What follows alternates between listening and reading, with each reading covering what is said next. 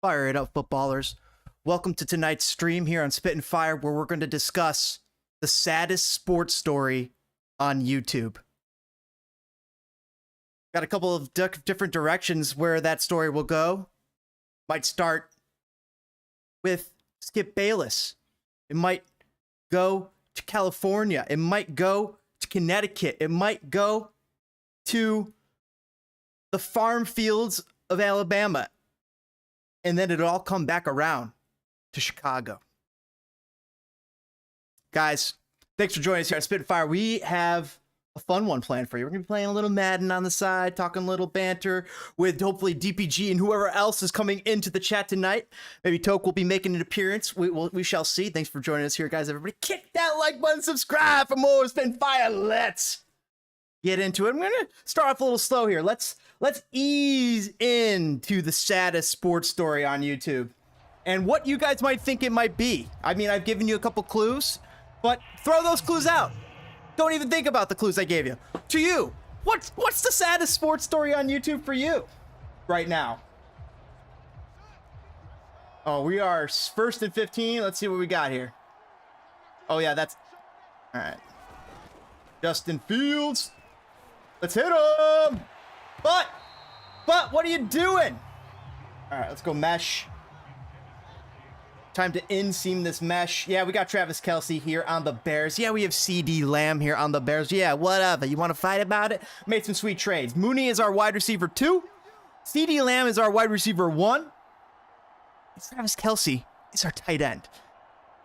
Oh, yeah, that's Jonathan Taylor at running back. Yeah, we flipped out Montgomery for Monty. Montgomery for Taylor. Just want to see a little something different.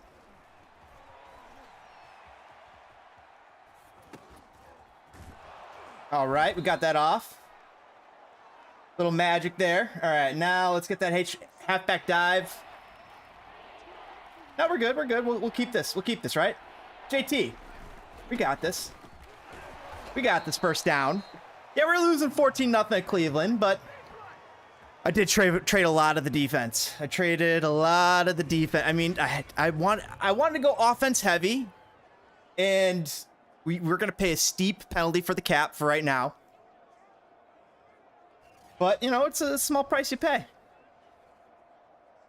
Guys, let me know if the stream is starting. Let me know if there's any issues. Hold on, I'm seeing a little stuttering on the YouTube end. Maybe I got to do this. Hold on, let me tweak this. I think I want to drop that. No, that's fine, right?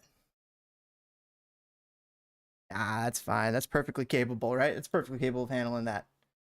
What is up, everybody? Oh, I can't see chat. What's going on here? Why can't I see chat? There we go. DPG saying he'll be on at 8. All right, so we got a while till Chicago Fire conversation, but before then, we'll be talking about the saddest story on YouTube. I will get into that after halftime in this game. Because I was just curious what you guys might think is the saddest story on YouTube. I mean, there's a lot. Where are we running this? Outside run? Oh, wow. I did not trust my blocking there. Did not trust my blocking. Why is what going on? Okay, let's get this right back. Williams. What is... Oh, yeah, that's... Oh, we have a good second running back. Yeah, that's right. There we go. Here we go. Team City. We're back in it. CD Lamb. Black sheep. DPG saying he will try to get on earlier. Appreciate that. That'd be awesome if you did. But even still, we got content till then. I am truly... This sad story on YouTube, it hit me square in the chest. And I got upset. I wanted to write these people. I wanted to see if there was something I could do, because this got to me. I mean, when this types of stories, there he is, gotcha. Yeah, I saw you, Mooney. A nice cut. You sold that coverage. I saw you. Nice. I keyed in on Mooney there, but you... let's run... Half zone weak? No, let's go mid-draw. Mid-draw. Oh, no, they sold the run. They sold the run. Wait.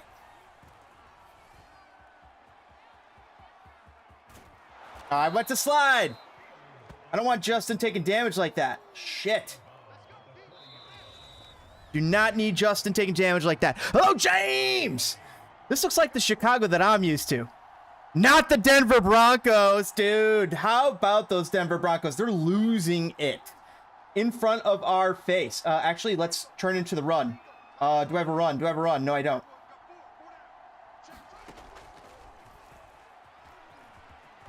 Perfect. Executed the slide. Look at that. First down. We're sitting pretty. Oh, wait. 4 verticals. I got to use timeouts here.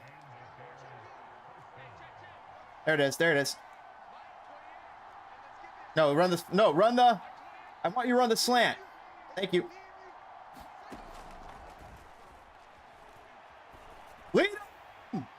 Mooney! Oh, I tried to give you a chance, Mooney. Oh, man, yeah, we do have Matt Nagy on the sideline. Let's just get a 3-pointer here, at least. Right, we got Kelsey running route. JT. The Halloween orange reminds me of the Broncos. Oh, man, that was terrifying, wasn't it? Things you love to see. First down. No, wait, he didn't catch it? How did you catch that? Can I challenge that? Oh, wow, it's last 2 minutes. Okay. Run it. Timeout. All right, let's use those timeouts. SpongeBob fart fire. Oh man, dude, that got me. Let's fake the run. Run the PA. I love it. We're going to Mooney here. Mooney's the hot route. Who else we got? Yeah, we got Pittman here.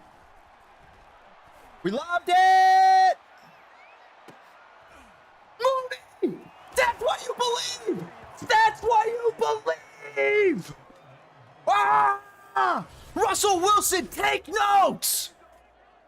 Look at Justin Fields airing this ball out. And Mooney goes up for the catch. One-hands it. I told him, Mooney, you're my first read.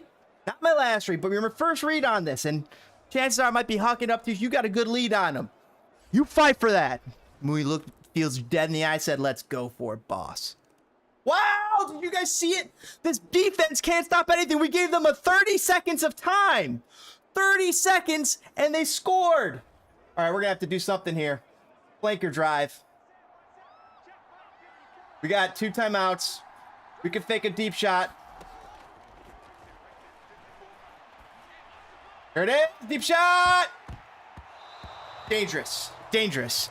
Very, very dangerous. All right, slot outs. Cool, I love it. Tariq's still here. There it is. I lobbed it as far as I could go. All righty. Let's just run this into the ground.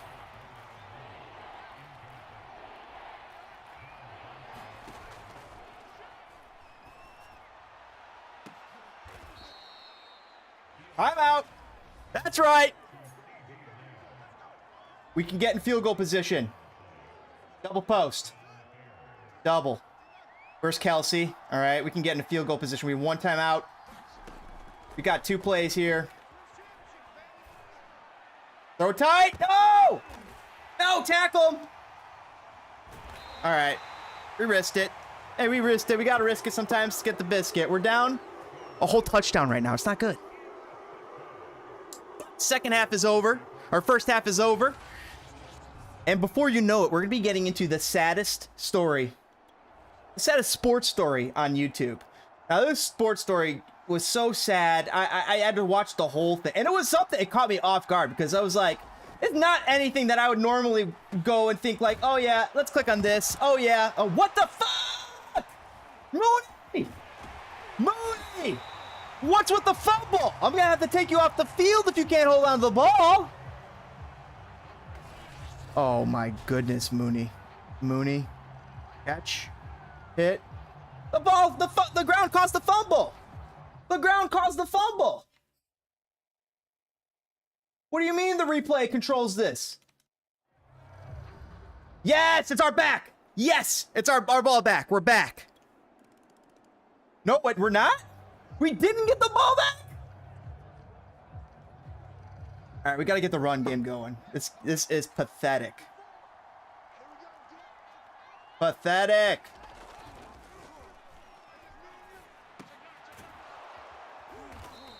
Bro, hurry up, hurry up. Mesh.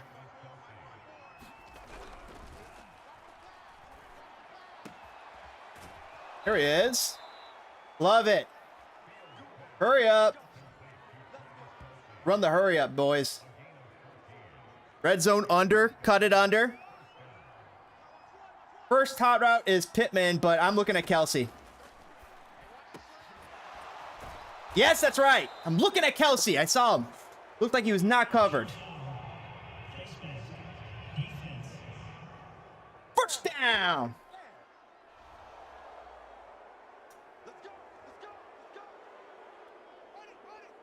Still have not gotten these read options right yet.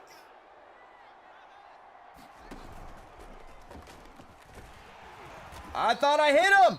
I thought I gave it to Tariq.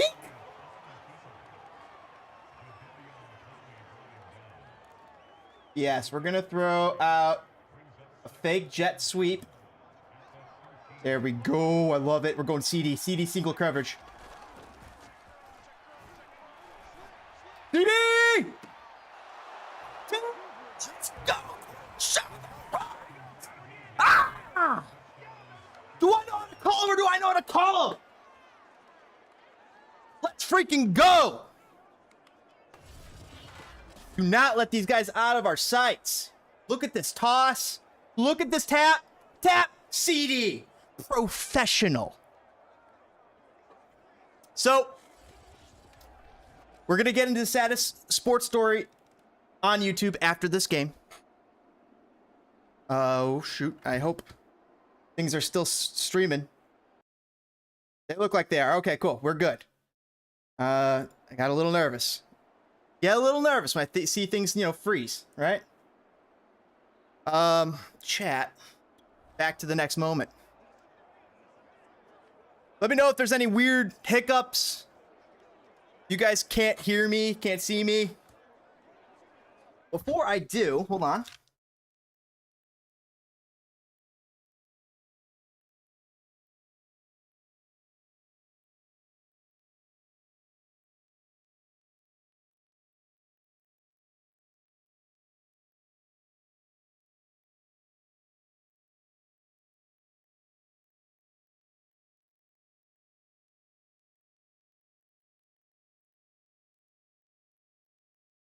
Beautiful, chat. All right. We're getting it going. We're getting it in. Let's resume the game. Go on and beat Cleveland. We got to run the ball here. Oh, shit.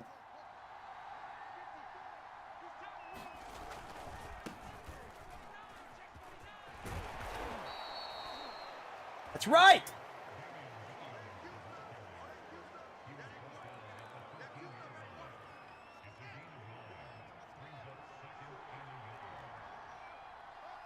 No, I want to run this. Read option. Why did I run not to the right? Oh man, that was bad. At that power. Oh. We gotta get this run game going. Fuck. That's not how you get that run game going. That is not how you get that run game going. Let's go with this double go route. Double go. Double go. I'm looking at Pity. There. Yeah, I like that. Look at that. Little cross slants. No! That was an incredible read by the lineman who just got popped by mine. Incredible response. I gotta find Pittman here.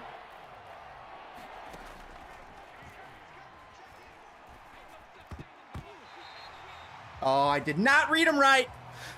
Tokyo saying the Fire are so bad, my man. Plays Madden on his soccer channel. Well, not wrong.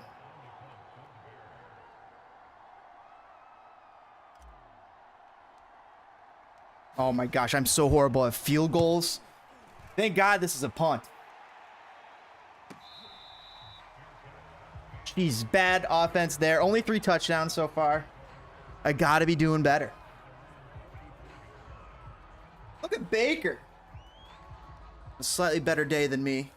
Got 2 touchdowns, 2 interceptions here on Justin Fields' tab at the moment. All right, let's go. Let's go. What are we feeling here? What are we feeling?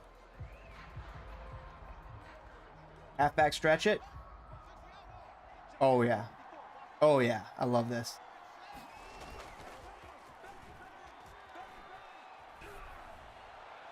What are you doing? What was that? Oh, it's because I know exactly what it was. I did not stop, plant my feet on that throw. I threw it on the run, thinking I had a wide open Travis. Look at Kelsey. A bad throw by me. No, I can't be making that throw. And it's the Cole Kmet. Oh, I cannot be making that throw. No, Justin, we're going to have a talk after this game. We're going to have to go over the film. Don't you worry.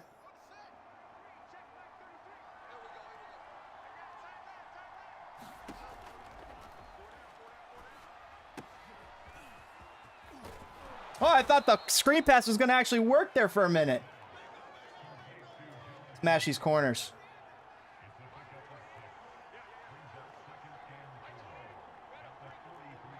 Yeah, that.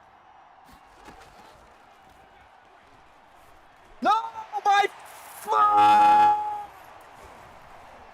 oh my fuck.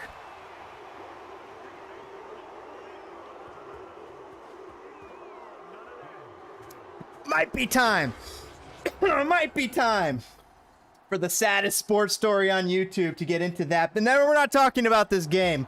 But we're not talking about this game. Where's my Badoom Tiss? Where is it? No? How do you not have a Badoom Tiss? Where's the drum? I got that. You. Where's my Badoom Tiss? Oh, wait. Jesus. Justin, a flag at the end of the game. We might even have to sit your ass for a week. All right, let's go A stick. First read, Kels. Next read, Mooney, Lamb. Lamb beat his. And beat his coverage. All right, we got to hurry. So, why stick?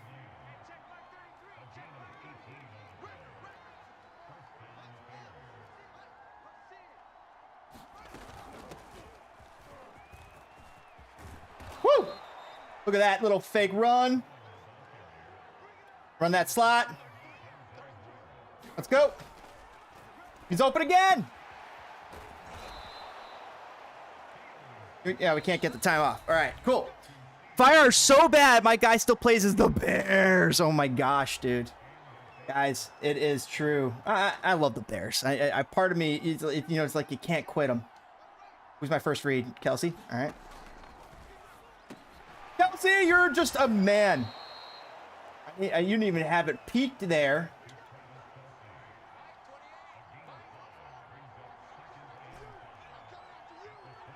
No, not what I want. I want him to run a...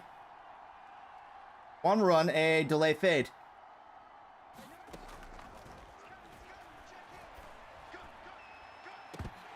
Ooh, I had somebody else. Wide open.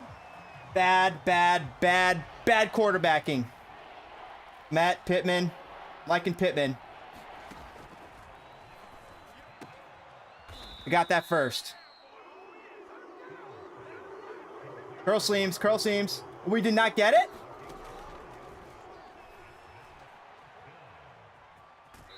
Huge. All right, we got the first down. Time stopped. Let's drop a play here, boys. Let's drop a play. Middle slant. I'm liking Kelsey on this read, but we got to watch out for Lamb to break. No! Oh my goodness. I pressed the wrong button. Like, wow, for real. Yeah, you guys can definitely, okay.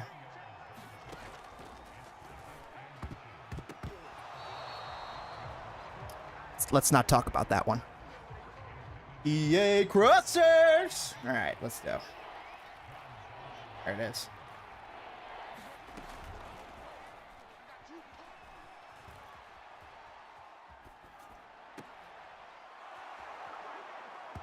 Is he out of bounds? What is it? What is it? What's the play? What's the call here? He went outside. He went out of bounds. He went out of bounds on the catch. Travis. No, I want you to run the hitch.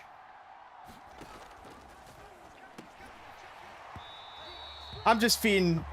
Oh my gosh, guys. This is absolutely horrible.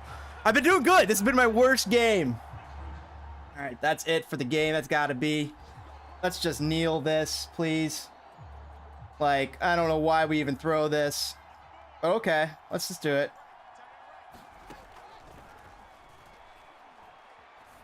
Let's just do it. Let's just give it a little practice. Look at that. Nice little practice there, right? Can't end on a penalty. Yeah, we're doing it. Heave it! Hook it! Shook it! Pick. All right, there it is. 5 picks in one game. Yeah, I didn't know if we could do it, but holy shit, we did it. New record! Bears fans pissed. Nagy might get fired this game. 60. 19 for 36. 288 yards, which is more than Justin's ever thrown in his life. 52%, 3 touchdowns, 5 interceptions. Yeah, I mean, we were throwing it, but man, we were not holding on to the ball. Not a good match by us by any means. I gotta also might have to mute this here because I feel like it's about to just hit us with some prime grade music. Skip to the end because I can't. I skip to the end because I can't deal with this music. Upgrade. Yes, just auto grade. I just can't deal with the music. Come on. Hear music. Maybe it's off. Maybe it's not here. Settings. Yes, music is off. We are safe with at least that. That's huge. All right. We can move into next week.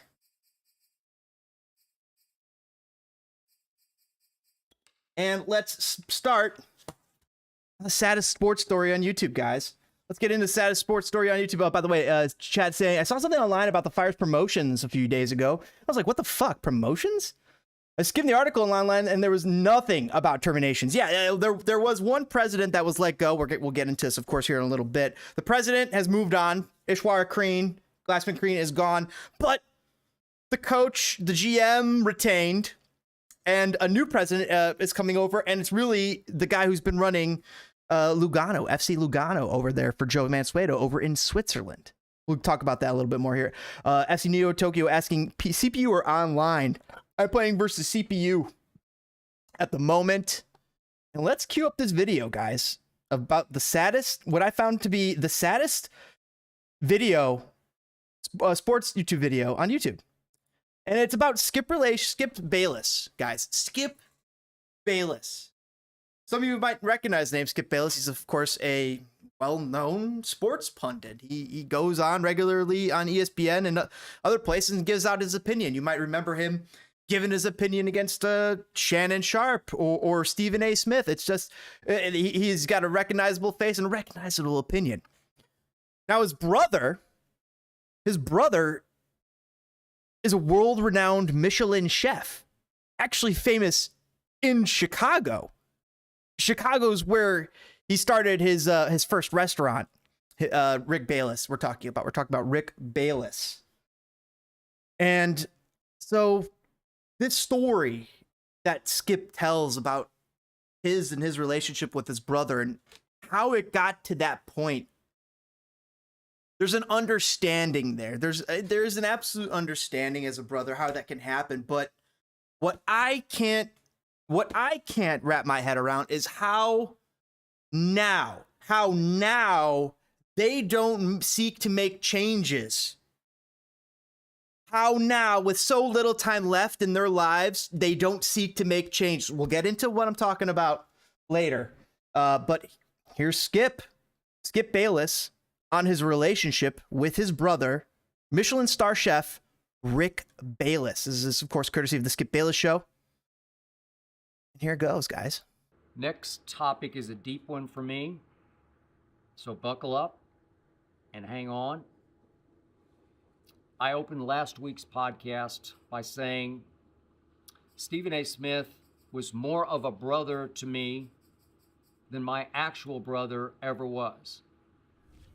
That's the truth. Did you guys hear that? So That's allow me to share crazy. a little about that actual brother named Rick Bayless. Born 2 years after me, I was the oldest. All right. We had a sister named Luann. Sorry about that, guys. I did not intend for sound to be She on. died a couple of years to me. Then my actual brother. So here it goes. Skip on his relationship with his brother, and he wrote a note here. He wrote a letter. Like, this is so well thought. I'm so glad that Skip shared this with us. This is not something yet most people would share, but I feel very appreciative that he shared this, and I hope that others can learn from this. And that's why I wanted to talk about this and highlight this. And hang on. I opened last week's podcast by saying Stephen A. Smith was more of a brother to me than my actual brother ever was. Think about that. Think about that. So allow me to share a little about that actual brother named Rick Bayless. It's shocking to me because, well, my best friend on the planet is my brother. My brothers are my best friends on the planet, and I have best friends as well who are my best friends on the planet. But I just can't imagine growing up and not being brothers, not being friends with my brothers, with my siblings. It makes sense because sometimes siblings turn into different people from what we are. Sometimes we do have to remove ourselves from those situations. That is sad. But this is not that situation. This is not getting rid of a severely negative force in your life. That's not what happened here with Skip and Rick. Something else broke down here, and I'm gonna talk about it, and I'm gonna break into it because he doesn't hit upon it. He talks about it, and I can hit upon it, and that's what we're gonna do here. Coach, your team is struggling out of the gate. A lot is blame on who needs to step up. The team. What are you talking? Yeah, the team. We don't have to single out freaking Justin. What the heck is that about? That actual brother named Rick Bayless. Yep. So allow me to share a little about that actual brother named Rick Bayless. Born 2 years after me, I was the oldest. We had a sister named Luann. She died a couple of years ago of breast cancer. May she rest in peace. 7 years younger than me. Did Khalil Mack just retire? With my little brother, Ricky, wait a second, chat. Did I just accidentally retire Khalil Mack? Chat, like, while this drama is going on, did I just accidentally retire Khalil Mack? Because I'm pretty sure I just retired Khalil Mack. Oh no. Oh no. What did we just do? Oh no. Oh no. Did he just retire? We just lost Khalil Mack for nothing. All right. You know what? Okay. We're just going to live with it. Oh my God. Lil Mac just retired from the Bears in the middle of the 2022 season, being the best player on our team.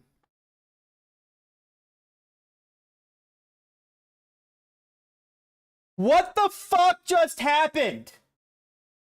Can I quit? I am absolutely flabbergasted. What just happened?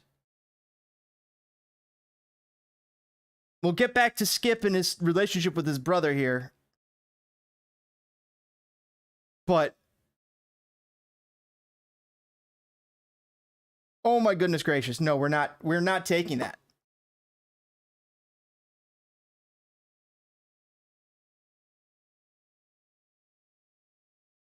We are not taking that. We will start again.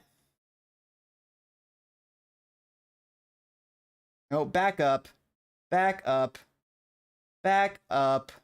All right, chill out.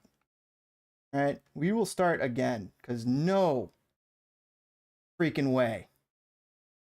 Can Khalil Mack just retire in the third week of the season? And I just kind of brain dead zombie click through it. All right, let's play. Play offense only. Let's get back to Skip's story. She rested. We had a sister named Luann. She died a couple of years ago of breast cancer. May she rest in peace. 7 years younger than me. So Skip has two siblings, his little sister brother, and a little Ricky, brother. as he was called in those days, was simply the strangest development that ever happened in my life. It has to be, because how it ends up. From the start, we never really had any relationship. Who's that on? I doubt you can find two brothers as dramatically different as we were. And our parents both had their problems. They weren't what you would call loving parents. My mother really didn't want to have children, just had them because her mother pressured her to. So neither of our parents ever put any pressure on us to love each other because we were brothers. So from the start, I just loved sports. I don't know why, I don't know how. My whole life was sports, watching, playing sports. I was always pretty good at playing sports, and my little brother had absolutely zero interest in anything sports. So we couldn't play catch in the backyard because it's the last thing he wanted to do. And I accepted that. But the irony here was that he wasn't the weirdo. I was. I was the family weirdo because I was the only one in my extended family who didn't care about cooking. Everybody cooked. Everybody cooked. My father got up at 4 a.m., which actually seems pretty late to me, but he got up at 4 a.m. every single morning to go cook the ribs, the meat, whatever he cooked, mostly ribs, at this little hole-in-the-wall barbecue place, a 35 or 40-minute drive all the way across Oklahoma City to the south side, called the Hickory House. He forced me to work at the Hickory House. So, if you guys are following the story, Skip's dad worked at the Hickory House and made them all work at the Hickory House. Let's just go back over that real quick. The meat, whatever he cooked, mostly ribs, at this little hole-in-the-wall barbecue place, a 35 or 40-minute drive all the way across Oklahoma City to the south side. Oklahoma City. Hickory House.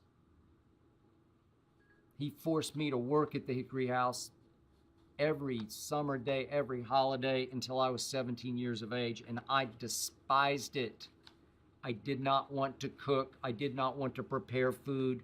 So I got reduced to sweeping what was called the bullpen, the trash can area. It was just disgusting.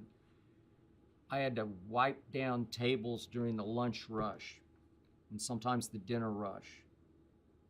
I hated it. I nearly cut my finger off trying to cut a green pepper with a butcher knife because I hated it.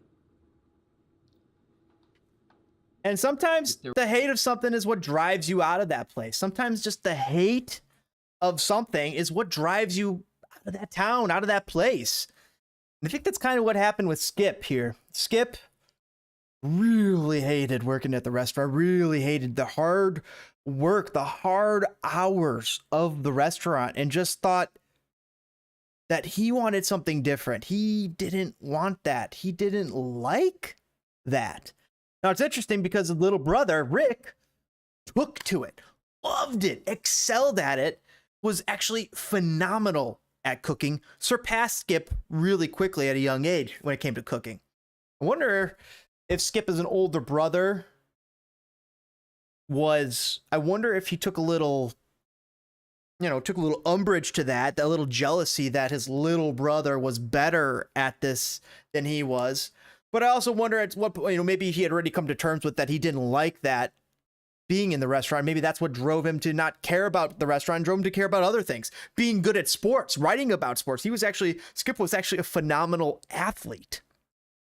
Where came out later that, when his little brother would be going to school,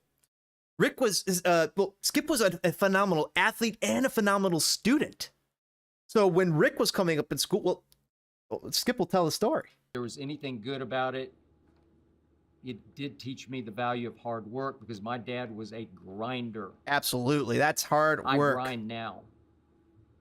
I know what an honest day's work feels like. I believe it. And it benefits me to this day. My dad never ever took a sick day, and I'm going to knock on some wood here. I haven't and don't plan to. Thank you, God. Yet my father gravitated to my little brother Ricky because right from the start he gravitated to cooking at the Hickory House. Not only did he grow to be on fire with it, but he showed immediately at 4, 5, 6 years of age talent for cooking.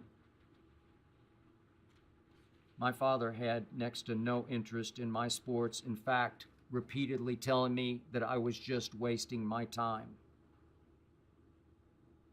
So that had to be tough. Your dad running this failing restaurant, the whole family's pitching in every week, every day, help keep it afloat. It's not happy. It's just barely getting by. And his oldest son, who's a good athlete, who's a good student, he wants to do stuff in sports. What? The family business is cooking. And I wonder if this break off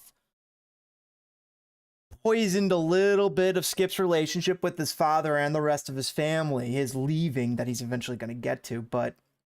And I wonder if his father's opinion of sports, he's in the kitchen with Rick all day. Who else is he talking to? Rick, his wife, is his daughter.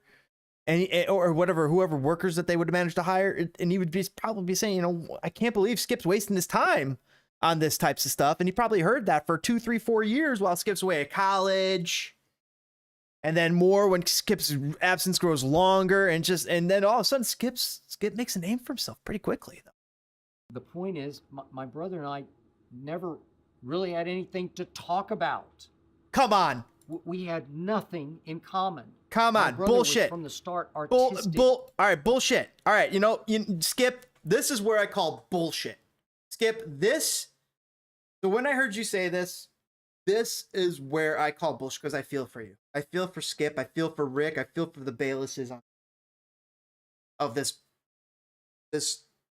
breakup that has gone on between him and Skip and Rick. Basically, for a schism that's gone over almost 40 years, if not more. And part of me says, hey, man, Skip, this is on you. This is on you. And if you want to fix this, you got to buck up and be the bigger man because you are the bigger brother. You have to.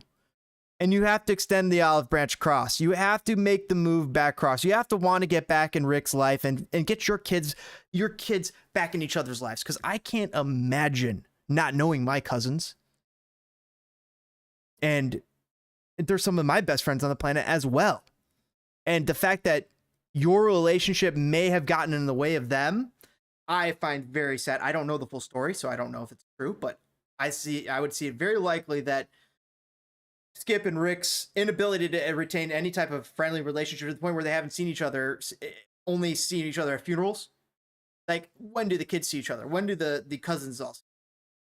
So something doesn't sit well with me there. And it comes back to this. Skip saying he doesn't have anything that dovetails with his brother. And that's a lie, Skip.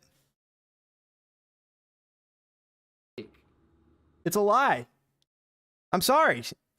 You're not telling the truth because you eat food, mother trucker. There is something you can figure out. You both worked for your dad, mother trucker. You have stuff in common that you are unwilling or were unwilling to go and do the work to find. It was a lot easier to go do this other work on the world and the world's issues, but when it came to doing work internally on Skip, I think Skip might suffer a little bit there, and hopefully he could take a little time for more internal reflection. I just really hope that he can restore a relationship, some semblance of a relationship with his brother before they both die, because they're gonna both die. Does it matter if they're brothers, that they're on friendly terms? To me, it doesn't make one difference. As I don't know the case whatsoever, but I'm just saying it's sad to hear about. It's sad to know, and it's sad that they aren't doing anything about it. Seemingly. Connor saying, "What's up, James?" What's up, Connor? We're talking about the saddest sports story on YouTube. And that's Skip Bayless with his relationship with his brother, Rick Bayless, Michelin star winning chef. You'll see him on Gordon Ramsay shows every so often that Rick Bayless shows up. Remember, our parents, I'm not even sure they got through high school. And here's my little brother. Okay.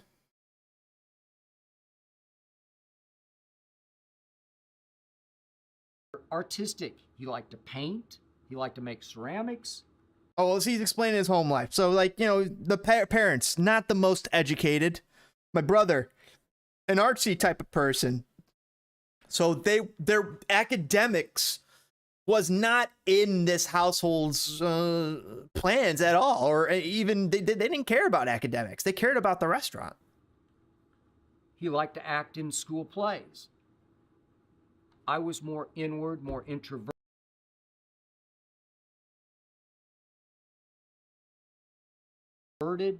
and weirdly, I became a voracious reader. I sort of escaped from my home life by reading. I read everything, every sports biography, but I read all the classics, Robinson Crusoe, Treasure Island. I've read those. Then I fell into falling in love with all the old movies, The Wizard of Oz, Gone with the Wind. Good ones. Christmas Carol, all the classics, analyzing them, figuring someday I'm going to write movies, I'm going to write books. But my brother was more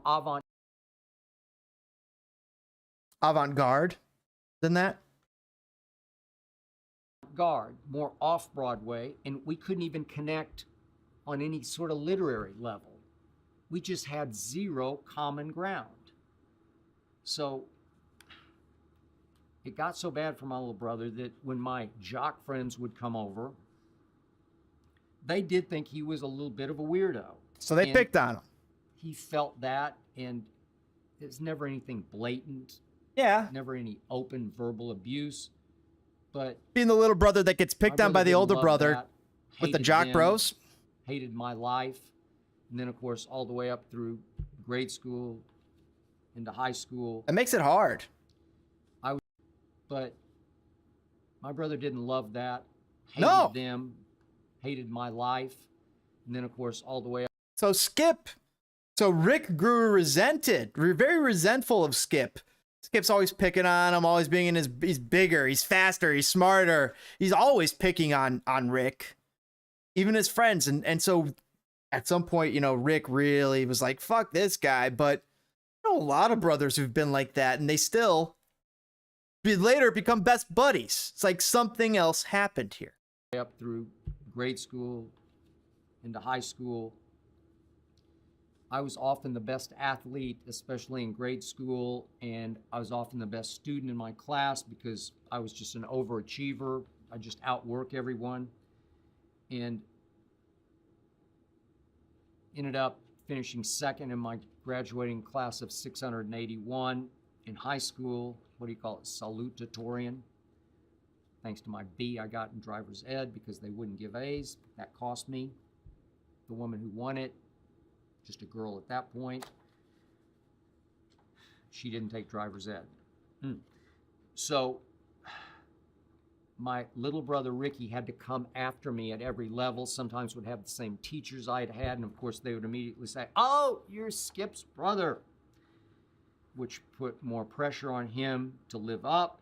Same for my little sister, 7 years younger, and the resentment built among both of them, Wow. my brother and my sister. Yep. So Skip's a great student. And meanwhile, my father was falling deeper and deeper into the bottle as he felt greater and greater pressure to provide because that restaurant came and mostly went. Many nights I thought they were going to have to close it, so our finances came and often went.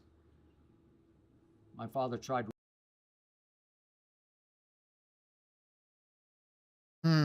rehab 2 or 3 different times and failed miserably each time. Damn. He left us when I was 17 and ran off with one of my mom's best friends. Whoa.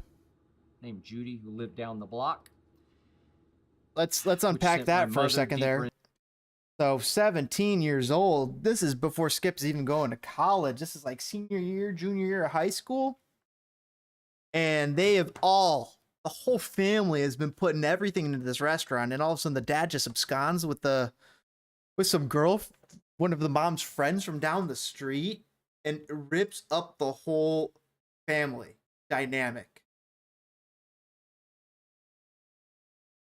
Alcoholic father, who was the main breadwinner, who was pushing that family, as it was not necessarily keeping it together the greatest, but these are the conditions that Skip and Rick Bayless grew up in. And then, of course, their mother had to pick up the pieces from this.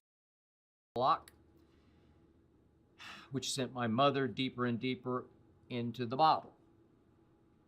So we had double alcoholic issues.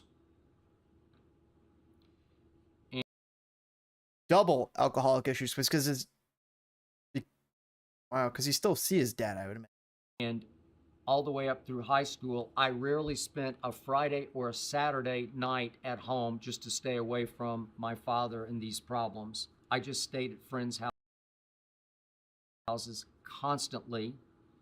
I had a steady girlfriend, became my first wife, named Liz, starting in 9th grade, and her parents loved me and I loved them as sort of my substitute parents. So I went to her house as soon as I could drive. I went to her house almost every single weeknight to study and just hang out. Well, he's fleeing. He's running away from, these are the problems that he has as a 17-year-old.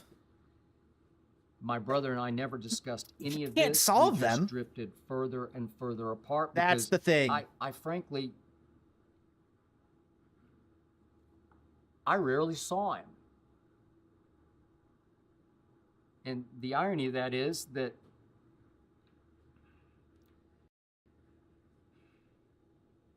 we shared a bedroom all the way up until I was no way 14. I was top bunk, he was bottom. Wow. Rarely talked, rarely saw each other except when we were going to sleep. If in fact I was there. And sometimes they were just resenting each other in the same room. So as fate would have it, strong resentment. Into my senior year, I won a full scholarship to Vanderbilt University. Congrats. And I was finally free. I had my way out. I'll be the first to admit, I left my brother and my sister in an all-time mess. I don't think they ever forgave me for that, and Nope. That I might be do the not issue. blame either one of them. Oh. They bonded through all the crises with my mother. They became very close, and I get that. They're all close, but Skip is not close with them. The truth was, I never really knew either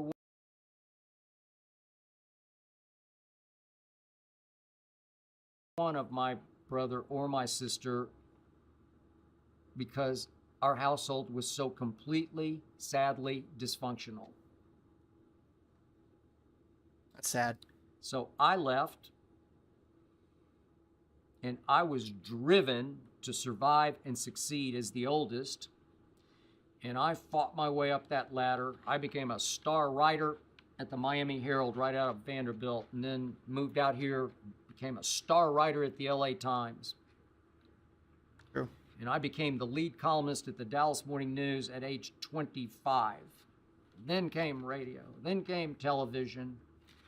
And meanwhile, guess what my little brother Ricky was up to? He became Rick Bayless. Yes. One of America's most famous and successful chefs. Who knew? Hickory Who knew? House. He wound up, when my mother failed to be able to operate the Hickory House in the wake of my father, he took her ancient, decrepit equipment and U-hauled it up to Chicago and somehow opened a little restaurant called Frontera Grill. Frontera in Chicago. That took off. He's had his own national TV shows. Every time I look up, he's on Good Morning America. He's written countless bestsellers, cookbooks, specialty Mexican cuisine. He has won the most prestigious awards for a chef and a restaurant, the James Beard Awards, for both of those. He's proud of his brother. This is impossibly great. Now his most famous restaurant is called Topolobampo. It is Obama's favorite restaurant. So when Obama was first elected, he asked my brother, little Ricky, to be the White House chef. By then, my brother was running 4 or 5 different restaurants, and as our father always told us, if you're not there, they will fail. There's no absentee owning a restaurant. As my father always said, they'll steal from you, they'll steal you blind. And they did when my father wasn't there. According to my mother, because I didn't speak to my brother at that point, my brother was very honored, but had to decline to be able to keep his restaurants going. So he declined Obama's invitation to be the White House chef. I cannot express to you, I can't express to you strongly enough how proud I am of my brother I don't know. I'm so proud of him because I know what he had to overcome to get where he got. I know that because I also lived it. I know how he had to, even more than I had to, lift himself up out of the you-know-what that he lived in with my mother, that mess that I left him in.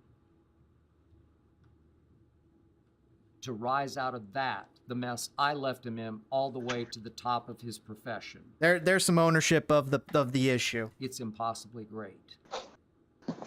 I did see my brother at my mother's funeral a few years back. We spoke. I can't remember a single word we said, but we spoke. We were fine. It was civil. There's no. Yo, can you hear me? I'm aware of. Yo. But we haven't spoken since.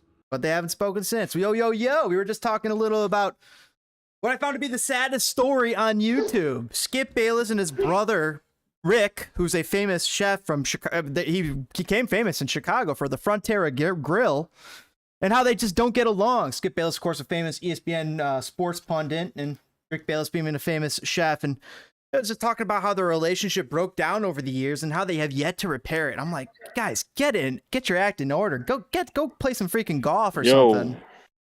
What is up? Can you hear me? Oh shit.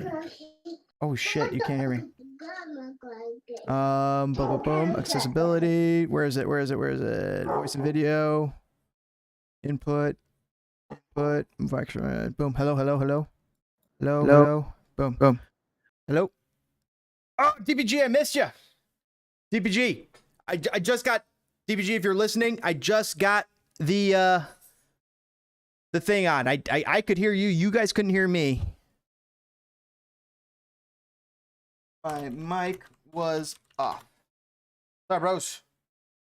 My mic is off. All right, but back on. And honestly, I don't lose any sleep. Yo, can you hear me? Yes, I can. What's up, DPG?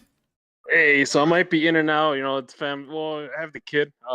Wife's busy with class, so you might hear some background noise from a kid, or I might have to step out for a few moments. So I figure I'll just try to hop on as much as I can. Sure. All right. Sounds like a plan. Hold on 1 second. I got Mrs. Spitfire. Yes, Mrs. Spitfire? I thought you fed Minnie. All right. There we go. Bad news. All right. I'm back. Oh, we had to feed the dog. All right. DBG, I am back and I am ready to go. All right. So if FC Toke wants to get on, or he wants to wait, it's all the same. Oh, there's no news about Skip. Toke is asking, what prompted this kind of sharing? I didn't hear any news about Skip. No, I just saw this video, and it just made me sad for him and his relationship with his brother, that he's not doing anything to repair it. Nathan, give me a sec. Take your time. But I thought that would be a great little, sad interlude before we get into talking about the sadness that is the Chicago fire.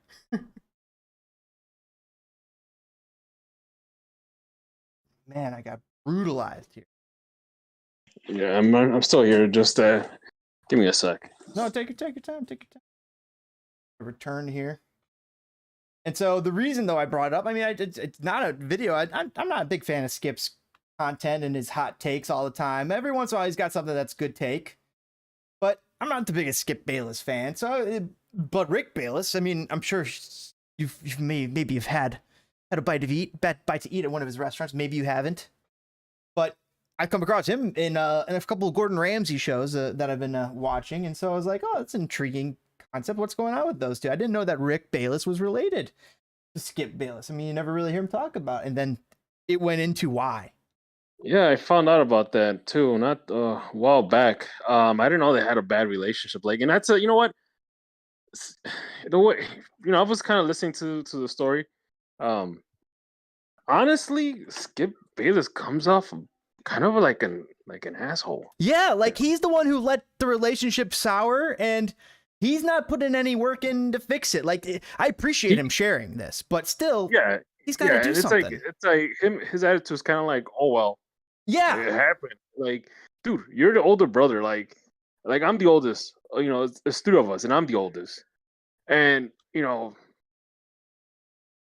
sometimes I had to step up because my parents had to go to work. Sometimes I was the one that had to cook something for my little brothers. Mm-hmm. I didn't have an issue with that.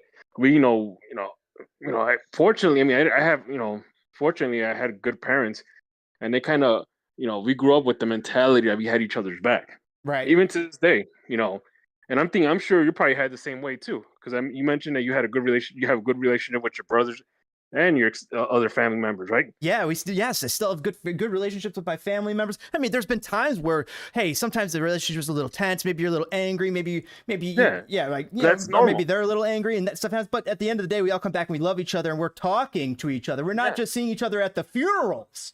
And Yeah. that to me is unforgivable.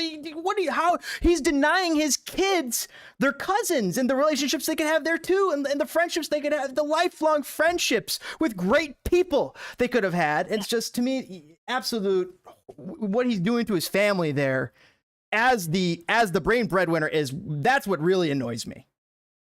Yeah, and I mean, granted, my brother, he messages me every other day telling me, hey man, you don't hang out with me anymore. Like, he complains. Yeah. It's funny, even though we both have kids and we're both married, he's always like saying, hey, you're gonna watch the World Cup at my house, right? Yeah, that's my bro too. He's the one with all the kids. Yeah. So, I mean, honestly, when you come across people like that, it's just, yeah, you might Skip might be sitting on his millions and millions of dollars and whatnot. And so is Rick. So is Rick, but at the end of the day, who do you want to hang out with, Skip or Rick? I think I want to go hang out with Rick. Yeah. I mean, I used to watch the shows when I was a kid, big part, I actually like cooking, and a big part of that was that I used to watch cooking shows when I was growing up, and his show was one of them. I've been to his restaurants. Frontera? Yeah. Loved the torta. Ooh. Yeah, but yeah, I mean, overall, I mean, it's, that's something, what? He could live with that.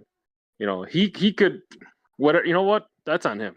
It is. It's all on him. And when he talks about being 17, 16 years old and the relationships are all falling apart in his house, and he still goes to bed with his little brother in the same room, but they have nothing to talk about. What the fuck are you talking about? You guys are living through the same shared experience, and he shares that, but he doesn't see it as that. You know what's the sad part is that this guy, he talks about sport. He's a sportscaster. He talks about all these athletes. It's funny because all those athletes, a lot of them, grew up in a rough neighborhood, grew up in a rough, childhood, and some of them even have stories of them watching over their little brothers. Oh yeah, and sisters. A lot of them, and they stepped up as older brothers. The dad wasn't there. Boom, the older brother stepped up. Mm-hmm. And you hear it all the time. And we hear it from Skip, though, that he did step up in academics and being an athlete, but he left his family. Yeah, he said, oh, this is my way out.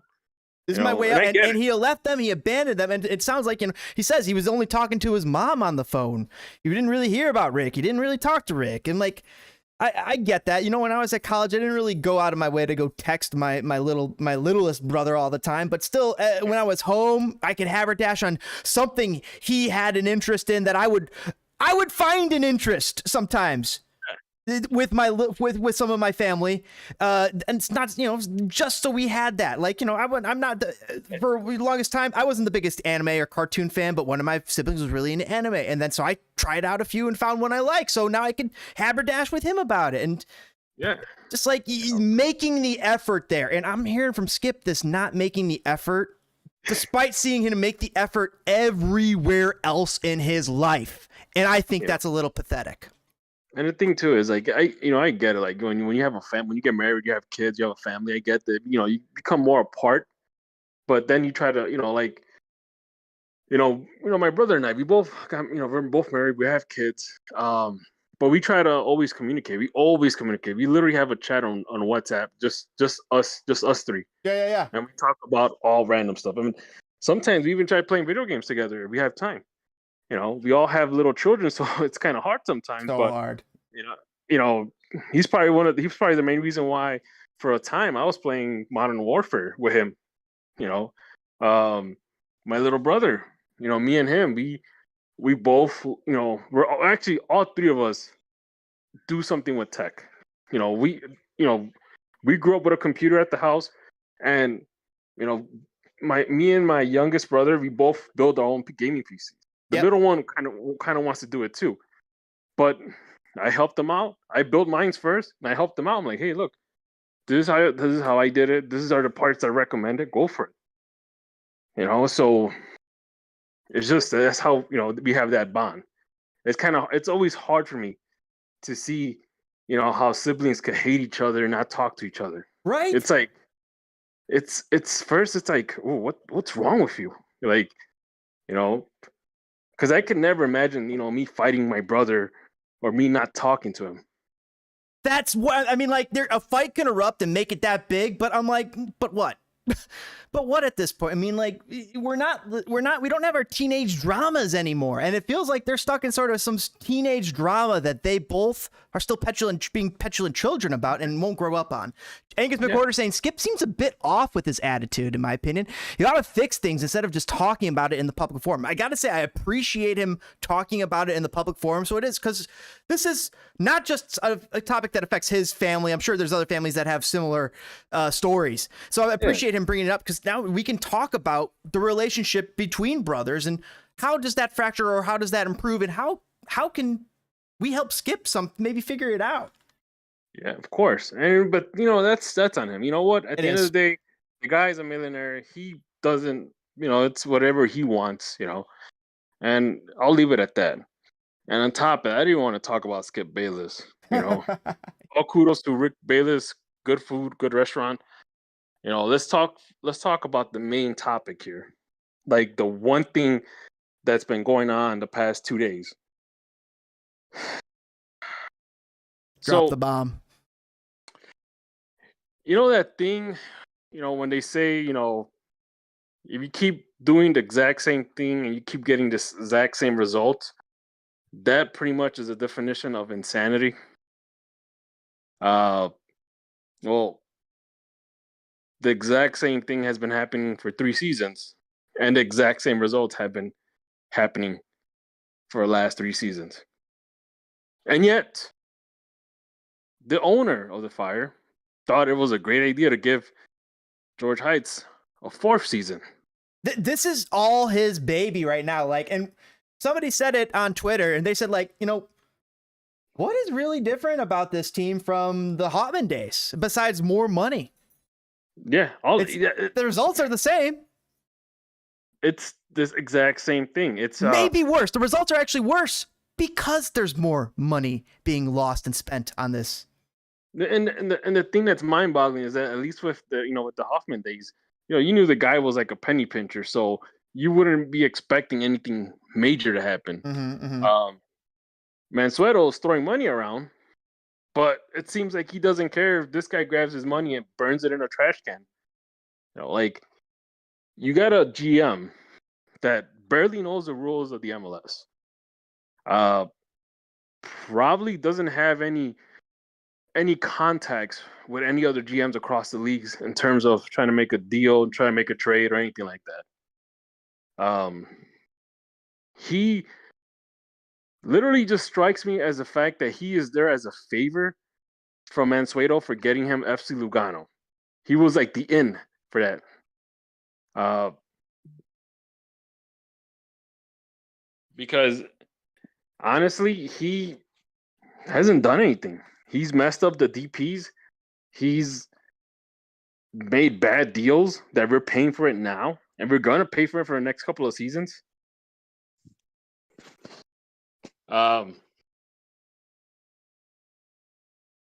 And unfortunately,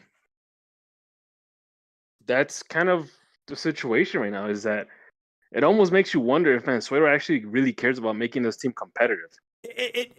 Yeah, he doesn't. This all of a sudden we seem to be of the forgotten toy. Yeah, and the thing is, like, so do you want to be a selling club that, to a point that you don't want to be competitive? All you want to do is just keep pumping out kids out of the academy and try to sell them to Europe? Because that's kind of the vibe I'm getting. Like, if you look at the highlights of their achievements, a big part of that was, oh yeah, we got these 10 academy players moved up to the first team. And, we did the Gaga transfer to Chelsea for 10 million. With 10 million. And we almost blew it. And we almost blew it. Yeah. And we signed John Durant. Like, okay, cool. You know how to do transfers. Now, where's the trophies? I don't see any trophies in the achievement list. You don't even know how to make the playoffs. Yeah, exactly. Let alone trophies. He doesn't even know how to make the playoffs in MLS. He doesn't know how to field a remotely competitive team in the last 3 4 years. 4 years. And also the coaches that he's brought us, not good enough. Wiki, I will say not this. good enough. Ezra, I'm excited. I'm still a little excited. I'm more excited with the second year of Ezra than I am for the second year of Wiki. And I was gonna say this. I spoke. Like I mentioned last week, I spoke to Ezra. And even now, his like current, like the last press conference he had, it almost hinted like he was kind of throwing a little shade on George Heights in terms of is he gonna come back or not.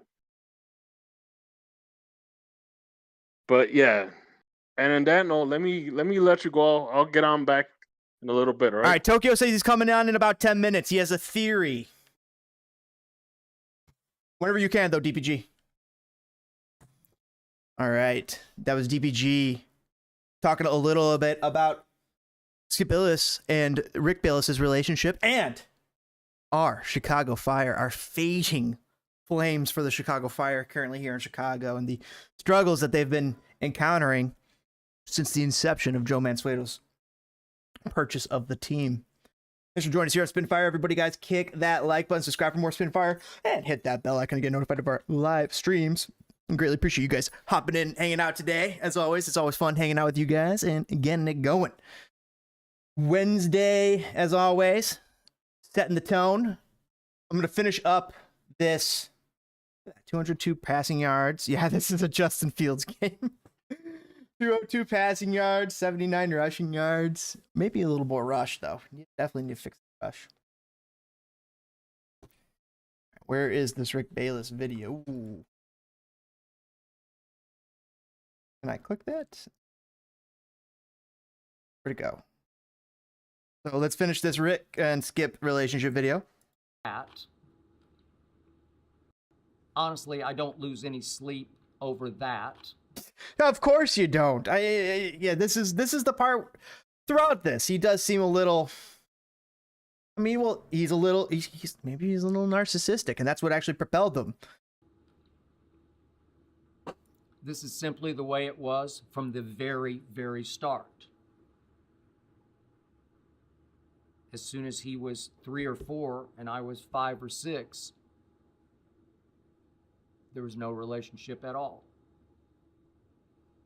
But occasionally I sit back and I think about how billion-to-one incredible it is that my brother and I came out of that little 2-bedroom, 1-bathroom house on 43rd Street in Oklahoma City. We shared a bedroom for 14 years. I'll take the top, you take the bottom. And somehow we both rose out of all that to some national prominence. I love my little brother, Ricky, even if I don't really know him. I hope you enjoyed that video. That You crushed ready for me. more? Make sure you That click ending crushed me. Listen to this. even if I don't really know him. I love my little brother, Ricky, He does. even if I don't really know him. But you got to do something, Skip, man. I'm challenging you, dude. I don't know. There's no way that this video probably ever makes it to you, but man, if it does, I just hope that you give a call to your brother and be like, hey, get a round of golf. Come on, you guys got to do something like golf or skiing or something. There's got to be something you could do with your brother now that you guys can go and you don't have to fix this relationship. You just put a little more attention to it. Put a little more love and care to it, because this is just... Uh-oh, we got Tokyo. We got a spotting. We got a sighting. No. What's up, Toke? Just trying to enjoy myself, man. It's it's a school night, so to speak, and just trying to have a good time. Ooh. Did I just miss DPG? I heard he'll be hopping in. I heard those silky tones. Yeah, he was here. I had to get out here. My man, my man. Hey, how are you playing Madden? Come on, dog. Ah, It's not dude. 2005. I know, man, but I've been fiending for a little not soccer, and I wanted to fix the Bears. I'm just like, if Poles can't do it, if all the other idiots can't do it, then I will. So I just had a little fantasy. You got to land. fix something, right? Yeah, because these idiots can't, then leave it to this idiot. Yeah, for real, dude. So what? Okay, hold on. I have to ask. I hate to. You don't have to. You can boil this down to the least common denominator. Why did Skip Bayless sit there and like empty his soul? What happened? Right. Oh, so Skip runs a podcast, and apparently in this podcast he talked about how Stephen A was more of a brother to him than his own brother, world famous chef, Michelin star chef Rick Bayless. And when I was like, wait, what? Rick Bayless is Skip Bayless's brother? I never put the two together. Despite knowing both. Okay, well, fair, because Rick's got like a few restaurants around here, right? Yeah, he does. Besides the Frontera Grill, I could look this up. Let's Rick Bayless's restaurant, so we can shout out there. Rick, Chicago. I don't want to say anything offensive. Frontera, Joko, Lenya Brava. Okay, that's what I was gonna say. Not to sound rude, I don't know Skip Bayless's heritage, but Rick, at least he looks like a white dude making a bunch of Hispanic food. Am I correct? He is. He Okay. is. He grew up in Oklahoma City, and that's what we hear in essentially a barbecue rib house. Okay. That was fair. kind of his upbringing. With his parents, his dad ran this failing restaurant for years until it finally he absconded with his girlfriend, left the whole business to them. I heard a very minor part of that because I had to get sustenance. I had to eat. So I heard DPG. He was a little sad. Yeah, no, this sucks, man. I can't believe they re-signed Heights. Hey, I can't believe that. What is going on? I can only in the sense that like here's my coping mechanism theory that I'm starting to develop, which is he's starting to realize he doesn't know how to be successful in Major League Soccer. And two things are concurrently happening. He doesn't want to cut the cord now because he knows he can't make the next right decision. So he doesn't want to set the club back 10 years. And then on top of that, Heights must be a hell of a salesman because he's just selling them on this dream. Like, I think the problem is Mansueto is a little trusting. Like, Heights can come to him and say, yeah, it's going to take me 6 years, but we're going to be like world famous and we're going to win every, MLS Cup every year and X, Y, and Z. But he's buying it. You know what I mean? Whereas like We're not even what are you buying, buddy? well, but that's what I'm saying. He's buying the dream. The thing is, I think he is looking at it like, I don't want to be overreactionary. The people who build things are the successful ones. I'm willing to be patient. Well, he's being patient with the wrong people. That's the problem. That is exactly the problem, Toke. He's being patient with the wrong people at the wrong time. This is not the time to be patient. This is the time to keep finding until you find a gem. Do you have a gem? Well, no, you don't. You keep finding. You keep sifting through the pan for gold. I mean, we talked about Lagerway. We talked about all these things. And that, I don't know, it's just difficult to see what the vision actually is. Like re-signing Gaston Jimenez, re-signing Heights. There is no vision. And I know I'm screaming this at you, but there's no vision because, and I know there's no vision because Shakir Weaver was never part of the plan. There is no it was just vision. The most expensive, shiny thing available at the time. And the best shiny thing he could get.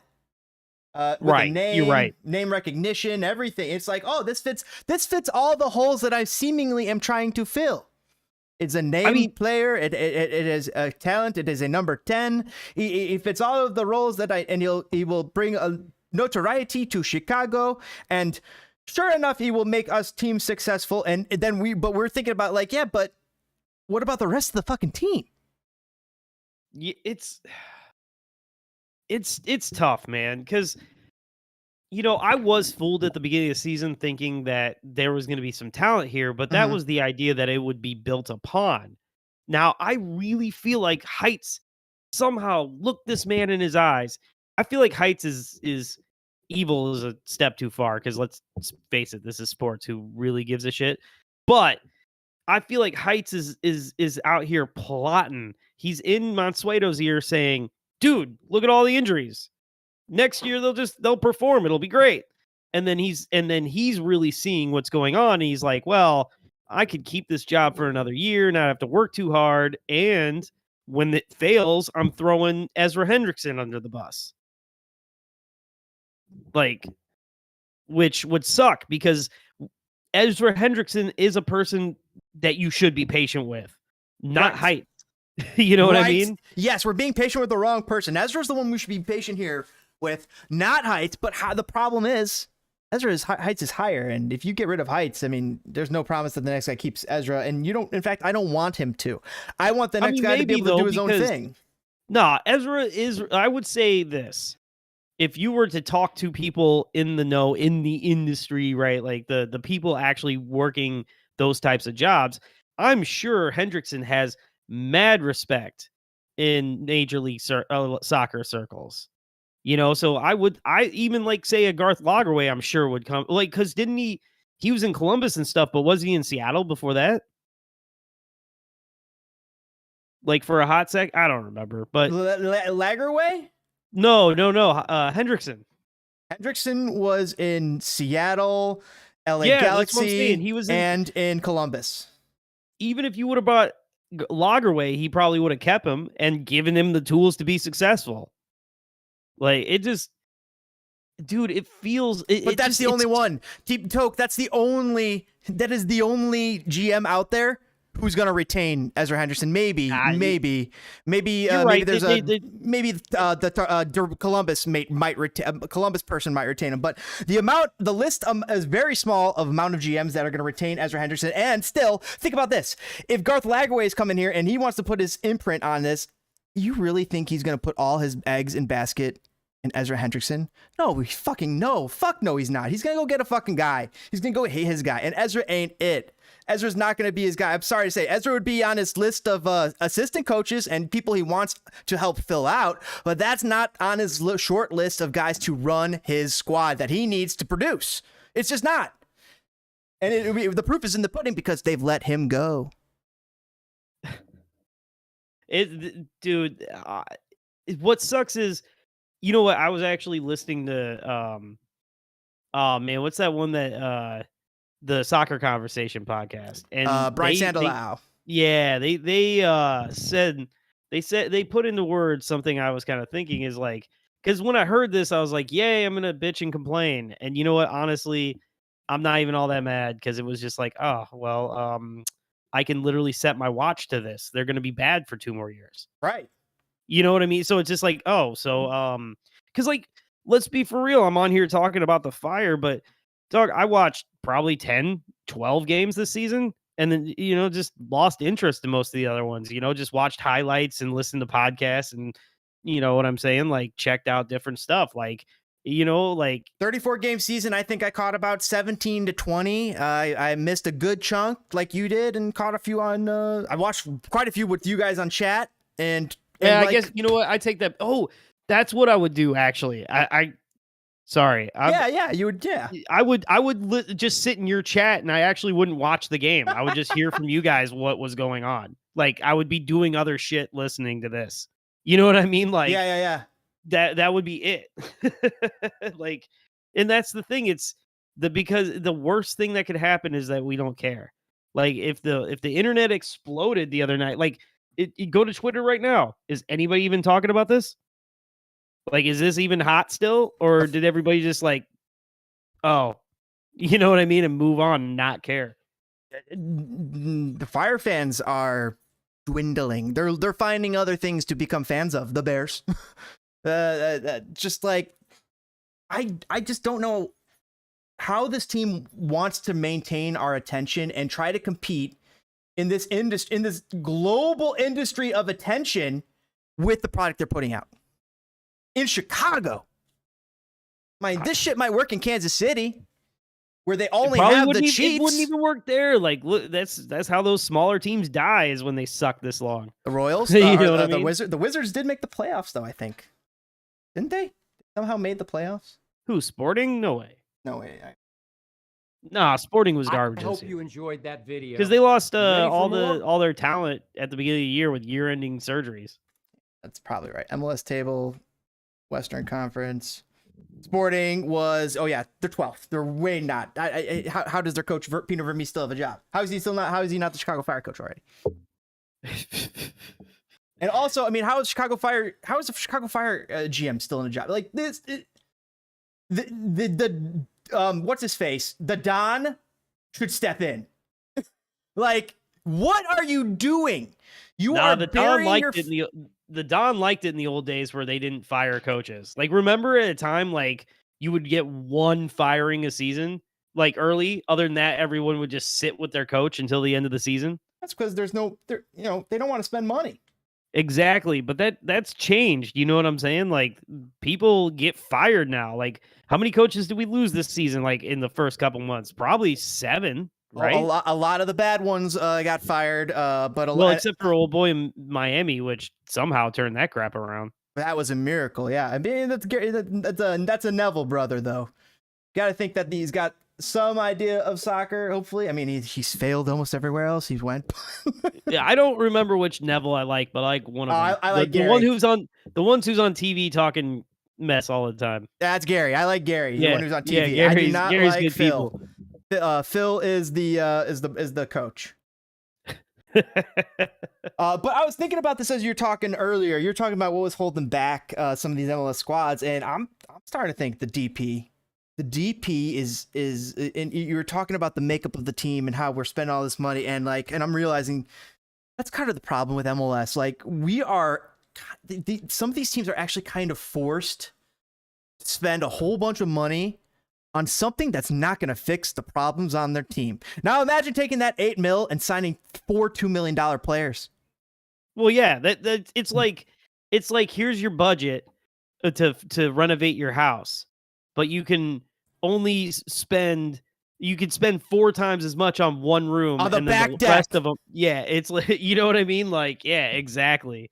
So it's just that's where. And it's tough. It's not going to change for probably another 10 years. I mean, they got a CBA and that goes through 2027, right? Or you know what I mean? So yes, that's not going to change. And you saw how regressive it got as soon as they didn't ratify that thing and they used the pandemic to their advantage to bring wages and everything else down. You know what I mean? Like to hinder the rules, because so they got, due to the pandemic in 2020, the CBA wasn't ratified right away. And so because of that, they legally, because they agreed in good faith, which every other year in human history wouldn't have been a thing. It would have just been ratified. Everything would have been cool. But because they had their legal loophole, they bent the players over. And so none of the triggers that would accelerate the league, like those were all delayed. And then their leverage, where it was going to end before the World Cup, got pushed to after the World Cup. Like, it was garbage, dude. And I don't know why people don't bring that up more. Like, that's so, like, not only it just, oh God, everything with the pandemic is just disgusting. The exploitation, the demand, it's just disgusting. You brought up an incredible point. Did MLS players get gypped by the league? Did they get taken? They got taken advantage of because they were because remember, going into the CBA, they had the advantage at the negotiating table and they had all the momentum. And there was a lot of triggers of a lot of more spend, a lot of more protections that were happening. Like, after year 1, this triggered. After year 2, this triggered. And after this year, they were going to have X amount of flights available for everybody. And we're going to be finally, everybody has flights. Yeah, and so like I said, it was just like literally legalese. Like they ran out of time. So technically the players like they were playing not under a CBA, but they continued on under good faith, which had happened in the past. But because the pandemic happened, they couldn't legally get it ratified in time, like the way it would have any other year that ever existed. You know what I mean? So they took advantage of the players and slowed the progress of their own league, which is just disgusting. Like, do we like it sucks because like you look at people like Anschutz, who's just an awful human being. You look at the Hunts who like did amazing things, but they're cheap asses. And like, you know what I mean? It's like, is it time for the dinosaurs to die for real? Yes. Because I mean, I feel like there are some teams out here, and hopefully it seems like Mansueto included, like, right? Like, I just think he just doesn't know how to spend his money wisely yet. And he's like relying on heights to do that for him. It just isn't working. But I don't know, man. It's dark days. It some spending parameters have to change. We got to get rid of these lockdown DPs. It's saddlebagging the team to be able to have to pay that much money on one player. Let them spread the love. On top of that, do we have to get certain owners out and bring more different owners in? I mean, and even still, think about this. Joe Mansueto is not even in the top 10 richest MLS owners. And he's the guy who runs the third biggest metropolitan area as far as in TV. The biggest market is Chicago. You have the 15th highest billionaire in MLS owning it, Chicago. Chicago's used to the best. I'm sorry. And Joe Mansueto is a fantastic businessman, great businessman from Chicago, but I gotta stop you right there. Dude, Chicago is a town of fucking losing. Are you kidding me? We support the losers. How long between World Series for the Cubs, the White Sox? How long has it been since the Bulls have been like anything? Like, and I mean they're okay, but I'm talking about winning, right? Like the Bears. What are we talking about? The Bears are still talking about 1985. I was watching that on a Betamax, bro. Like, come on. I mean, Ed Obradovich has won one of the Bears championships, and that was in 1963. I mean, we've had good seasons. We've had some good seasons, right? Like, you know, the Cubs 98 and 03, the Bears 07, or what was that? Whatever. Devin Hester. Long live Devin Hester. Anyway, you know, we've had good seasons. Oh, okay. I take that back. You know what? The Blackhawks. I forget about them routinely because hockey has never been a factor in my life. Hockey has been as big of a factor in my life as NASCAR, meaning I've only played it on a video game. Oh, I played hockey. I grew up playing hockey. My dad coached me in hockey. I am a hockey fiend. I feel you. See, I don't ever think about that, but they were good for a long time. Like they were good long enough that they can suck for a while, and people are like, yeah, no, they're still cool. Yeah, I mean, they won 3 championships in like 6 years, which was wild. No other fucking Chicago team besides the Bulls can fuck with that. The Bulls were super good, but that's been a minute, man. That's been a minute. It has. It's sad though. I will say the Bulls were gonna win it that year. Rose won the MVP, but he got injured in like, what was that, the first round of the playoffs? Oh my God, they were so good that year. That was a thing of beauty. They were so good. But yeah, no, I didn't mean to totally derail you. I had to interrupt you because we talked about some of the good times, but I do feel like Chicago sports is usually in the gutter. I mean, look at the Bears right now. They're not going to be a good team. They're already looking to trade everybody. Really? I thought they started out okay. Oh, I don't watch football neither. The Bears are looking to trade Robert Quinn. They're looking to trade Anybody on this team who they can get some picks for, basically, besides Justin Fields, who they still aren't sure of.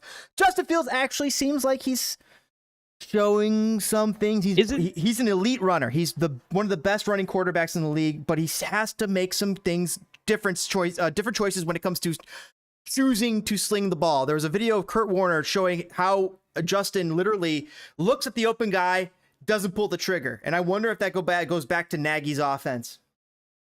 I mean, maybe he's 23 years old or whatever a kid is his age. Like that, that's why you let them develop, because their brain, people's brains are not even done developing until you're like 25. Like, right. Like, come on, dog. Like, that's why you develop players. That's one thing that got me out of football, is just the sheer buzzsaw of it, where it's just like, oh man, he's a Pro Bowl, player, but he's on his third season.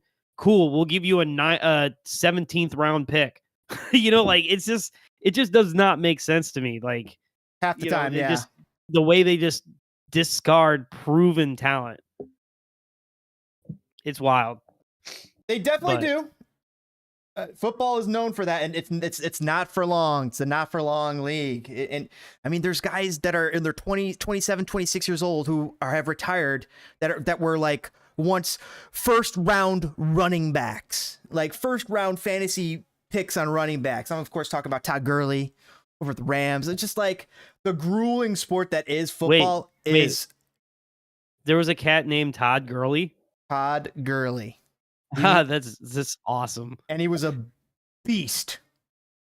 Like, absolute beast. Like, he could run you over and, oh man, it would not look good. He was just a big person. And he did not have a long career. He had like a weird knee injury, and boom, it was over for him. And then you have these other anomalies like Tom Brady and Aaron Rodgers going out to their 38, 45 years old. And then you have other people like Matt Ryan, 32, 33, 34, and Russell Wilson, 32, 33, and starting to look like they're running into the wall here.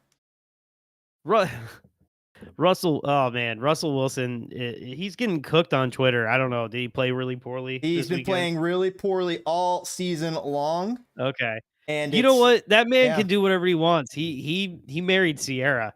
I say do whatever you want. Dude. Oof, that used to be my celebrity crush of all time, my man. She's a good, yes, she is. But that's also part of the problem apparently with Russell. It's gotten to the point where his players on his own team, I'm talking about Beast Mode and Richard Sherman, talking on a recent podcast. Beast Mode was their famous running back, and Richard Sherman famous. Oh, was that Marshawn Lynch or whatever? Marshawn Lynch, and Richard Sherman's their famous Legion of Boom set cornerback, and they were on a podcast talking about the only way they can get a hold of Russell Wilson is by going through his people. Through his people. And then Pat McAfee, AJ Hawk were all talking about it, and they're like, people? Like what? Like not even Peyton Manning has people. Peyton Manning's people is him. Like, you gotta text Peyton Manning's assistant, it's Peyton.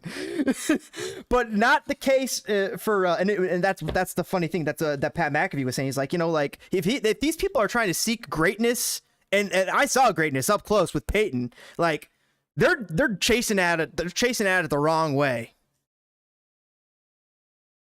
It's kind of wild, man. Like, the players, their buddies can't even get a hold of him. Marshawn Lynch, like, I can't even text him. So it's like, I can't even tell him, send him support. And it's like, so what can I do now? Not necessarily the people part, but like, you can kind of understand it. Like, he's 34 years old.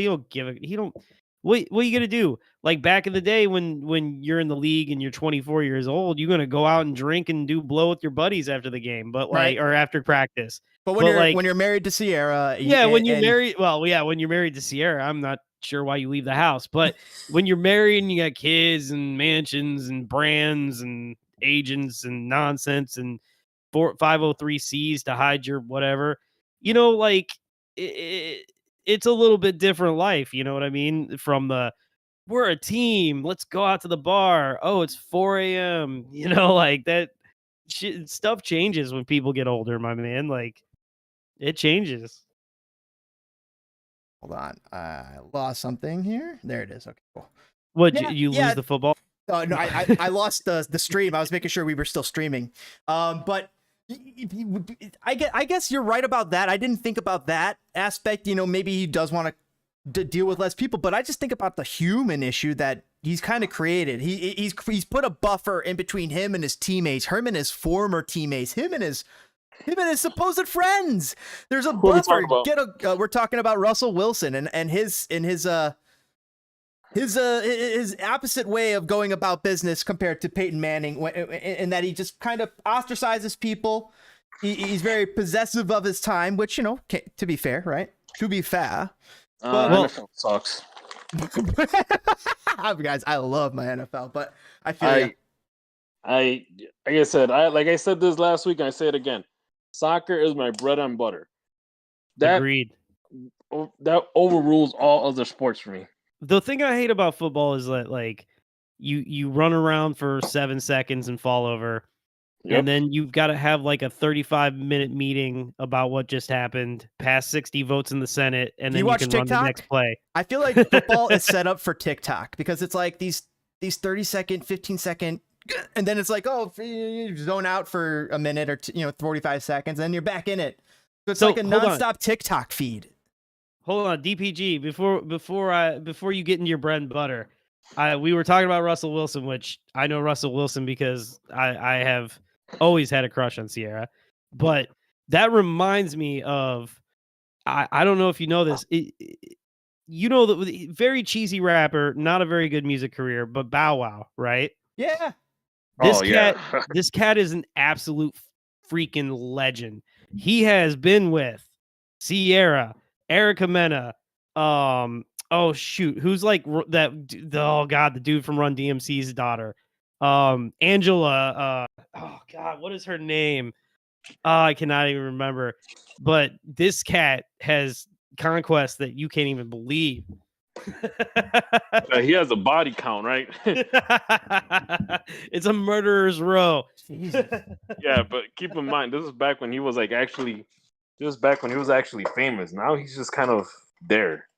I mean, isn't he famous for just being famous?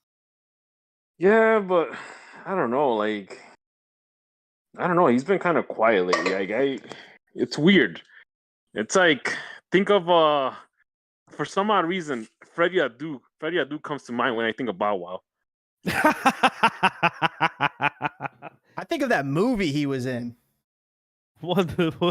He's an actor as well, dude. He was in some movie with like Michael Jordan's shorts or some shit like that, wasn't he? Oh yeah, no. I remember that. Like right? Mike. Yeah, like Mike. Yeah. That's what it was. Because he would wear Michael Jordan shorts or something. Was that the plot? It sounds like the plot. Yeah, it's just. Here's our movie. This kid gets a hold of Michael Jordan's lucky shorts. There's the movie. Oh God. Yep. Oh man. It writes itself. And he just balls out. And then at one point, the shorts get cleaned. Oh no. Oh. And he loses his special powers. But then he realizes his special power all along was belief in himself and friendship. Yes, it was in his shoelaces. Jesus. Man, it was in the shoelaces, huh? Aren't you glad? DPG, aren't you glad you came on? Yeah, to listen about Bow Wow and like Mike and talk about body counts and I really want to get back to my bread and butter here. All right, we'll get back to Chicago, dude. So we're saying Chicago, Georg Heights, they're making the wrong decision retaining Georg Heights. I don't know how it sounds like from True Marty Party out there in the Twitter world, it sounds like Garth Lagerwey was never coming. Never an option. I want to take a moment here to say, James, you got to spice this up, splice it, and set it up on Twitter and blow it up, because this is going to be like a really deep conversation on how we really feel. Okay. Oh, the technical team at the Chicago Fire. Oh, it's a whole scheme, bro. He sees the writing on the wall and knows that it's terrible, so he's selling the bill of goods on Mansueto to be patient, just so he can pin it all on Ezra. And we're just gonna be bad for 2 more years. You can set your clock to it, man. Yes. Yep. It's like There's no path out of here. there's not. And the thing about it too is like, man, what did he say to Mansueto to keep his job? Like No, Mansueto just believes in patience, I think.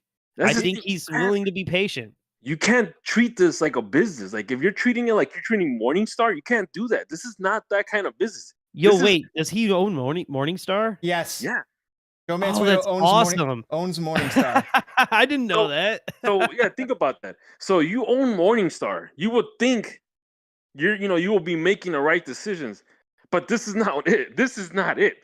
It's like you're giving a guy that has messed up his job 3 times a 4th chance to mess it up again. It's like if nothing changed in those 3 years, what makes you think it's going to change on the 4th year? If he thinks one of those pitches was not a strike, which one of those pitches was not a strike? Where's the ball? Because this guy struck out. And you know who's going to be the casualty of all this? Ezra Hendrickson is going to be the casualty of all this. He's going to get fired next season. I think the fans are the casualty. Once they fire Heights, they're going to fire him.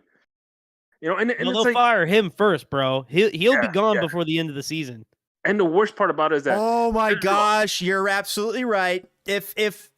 No, he can't be, because if he's gone before the end of the season, that still means that Garrick Heights is still making decisions, and Garrick Heights is locked into making decisions for the next 2 years. Oh fuck, it's sitting. And the thing about it's setting in. It's setting. You know what the worst part about it is that the vibe that actually someone pointed this out on Twitter. The vibe that you got from Ezra on that last press conference, it's like he was throwing a little shade on Heights, like saying, "I don't know if he's gonna come back.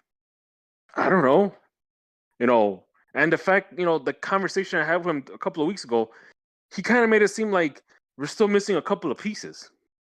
Like, gets me thinking that Heights doesn't know what the hell he's doing. He's just signing players to sign them. I don't even think he has a conversation with Ezra on who he's signing or who they're thinking about signing. Oh, definitely he doesn't. I honestly, I feel like I was telling James this. I definitely feel like Mansueto thinks that to be successful, you have to be patient with people. It's like let them develop. But Heights isn't. It's like the rewind of the Nelson Rodriguez days. Like we would get signings that he would try and like tout as signings, but quite literally, we were going into the season with not enough players on the roster. He was just literally filling a roster to get to like, I have enough players on a roster. Like we can field a team. Like Heights' only goal seems to be, okay, can we properly field a team? Okay, sweet. Oh, wait, they need to be good? Yeah, it's like I was talking earlier about this with James. Once they announced that they were going to re-sign Heights for another year, they come out this, whatever you call it, achievement list. His biggest achievement that he sold Gaga for $10 million. Not even his own guy. Not even his own guy. Not his own guy. He signed John Duran. He signed 10 academy players to the first team. And I'm looking at this list and I'm like, okay, cool. But I don't see any trophies. I don't see any supporter shields. Dude, at this point, I don't see any excitement, any reason to watch, any joy and thought that maybe something special could ever happen. What are we supposed to watch next year? Like more Shaqiri and Gaston fucking as? I'm fucking sick of it. Do you still think Shaqiri's coming? Well, that's a big check for him. Oof. It was surprising that he was here at the last game. I was mad surprised. I give him that. Maybe he does care a little bit. Maybe he's trying to help out his buddy Heights to, keep his job. I don't know. But the thing is that a lot of these signings, and another achievement they said, oh yeah, we sold Frankowski. Really? Like that's not he pushed his way out. Yeah, it's like that's not an achievement, man. That's just you making a transfer. Are you trying to tell me that? Yeah. Are you trying to tell me that your biggest achievement is that you're able to pull a transfer? You're able to sign documents and say, here, give me your money and I'll give you this player. That's it? That's the biggest achievement? That he knows how to sign his own name. Exactly. He's literate. Garrick Heights is literate, everyone. Well, I mean, fair. That's, that's always a good thing. Yeah, I'm glad. I'm glad he knows how to spell his name out. But the thing is that it's not helping us get any better. Yeah, he It's might know like- how to spell his name, but he doesn't know a soccer player from his dick fur. Yeah, Exactly. I still don't think it's about getting better to heights. It feels like he's just, do I have enough midfielders? Do I have enough forwards? Do I have a second left back? It doesn't matter who or what. It's like, just, do I have the player? Right? It's not even like, it's frustrating, man. You might as well just put a cone out there if that's the case. You might as well just use those orange cones as players, because that's kind of what he's doing, just getting bodies. Just stand there, even though you're mediocre, but just pretend you know what you're doing. Dude, and the worst part is, you look and we're 6th in the league in salary. And it's like, I always say, I don't want to be boring like this. Like, this is the worst when it's this boring. I'd rather be good. And if I'm not going to be good, I'd rather look like we're supposed to be awesome and be god awful. Like, if it's not going to be good, let it be a train wreck. It just being boring sucks. Like, and we spend enough money that if we're this bad, it should be a train wreck, but it's not, because it's like the money disappears. We sign people even like a Frankowski, who is good, shouldn't be a lot of money. You know what I mean? Like, these guys you look at these guys and they're not worth the 6th salary in the league. Exactly. And not like, and even by name value, right? It's not like, oh, well, before the start of last season, they were worth that much and they just had a crap year. No, I'm telling like, there's not even here's the words. There isn't 6th highest salary in the league excitement for these players. Like, even if they fail, I'm talking like, I'd just at least be excited and then watch a train wreck. Like, that would be better and a better experience. And you know what's the worst part is that, yeah, we have the 6th highest payroll in the league, but we're at the bottom of the barrel. And on top of that, Yeah, and we've always been at the see- bottom of the barrel. we see Always. other teams making moves, MLS players, MLS guys, joining other teams for a lot less of what we paid for Sekulic, for a lot less what we paid for Gaston, And it for goes a back lot to the less- idiot running the fucking team. for a lot less than we paid for Casper. Like, how many Right. strikers? How many strikers that other teams signed for like 500? GAM. I would have for a rather rolled the dice on Jossie. Yeah, Like, seriously, like, that's listen, for me, the Chicago Fire and U.S. men's national team are completely different. Like, players like Paul Areola, if Bearhalter calls him in, I'm pissed. If he was on the Fire, I would root for him so hardcore every week. I would be so happy we had him. He'd be great, Right? right? Fire. And- That's like Mueller. Right. It's the difference in levels, right? For me. And that's how I see it. like So it's just like, Jossie Saddest would be such an exciting player much in did they pay? comparison Yes. of how much did they pay Shabilko. how much was it did they get for the trade? I don't know, like 100,000 and I think it was something. like 500K or something. Oh, yeah. Oh, you know what? It was like 400, I think. Actually. Yeah, think about that. 400K for a guy like Jesse Sardis, when the Fire went out of their way and paid 1.2 million for a guy like Casper. That was it. We just follow up dumb money with dumb money with dumb money in a league where you can't do that. And the Like, other if thing, it- Jossie was a goal scorer. This other guy, he's just a tall guy who just happens to score goals. Yeah, like Zardes is a proven goal scorer.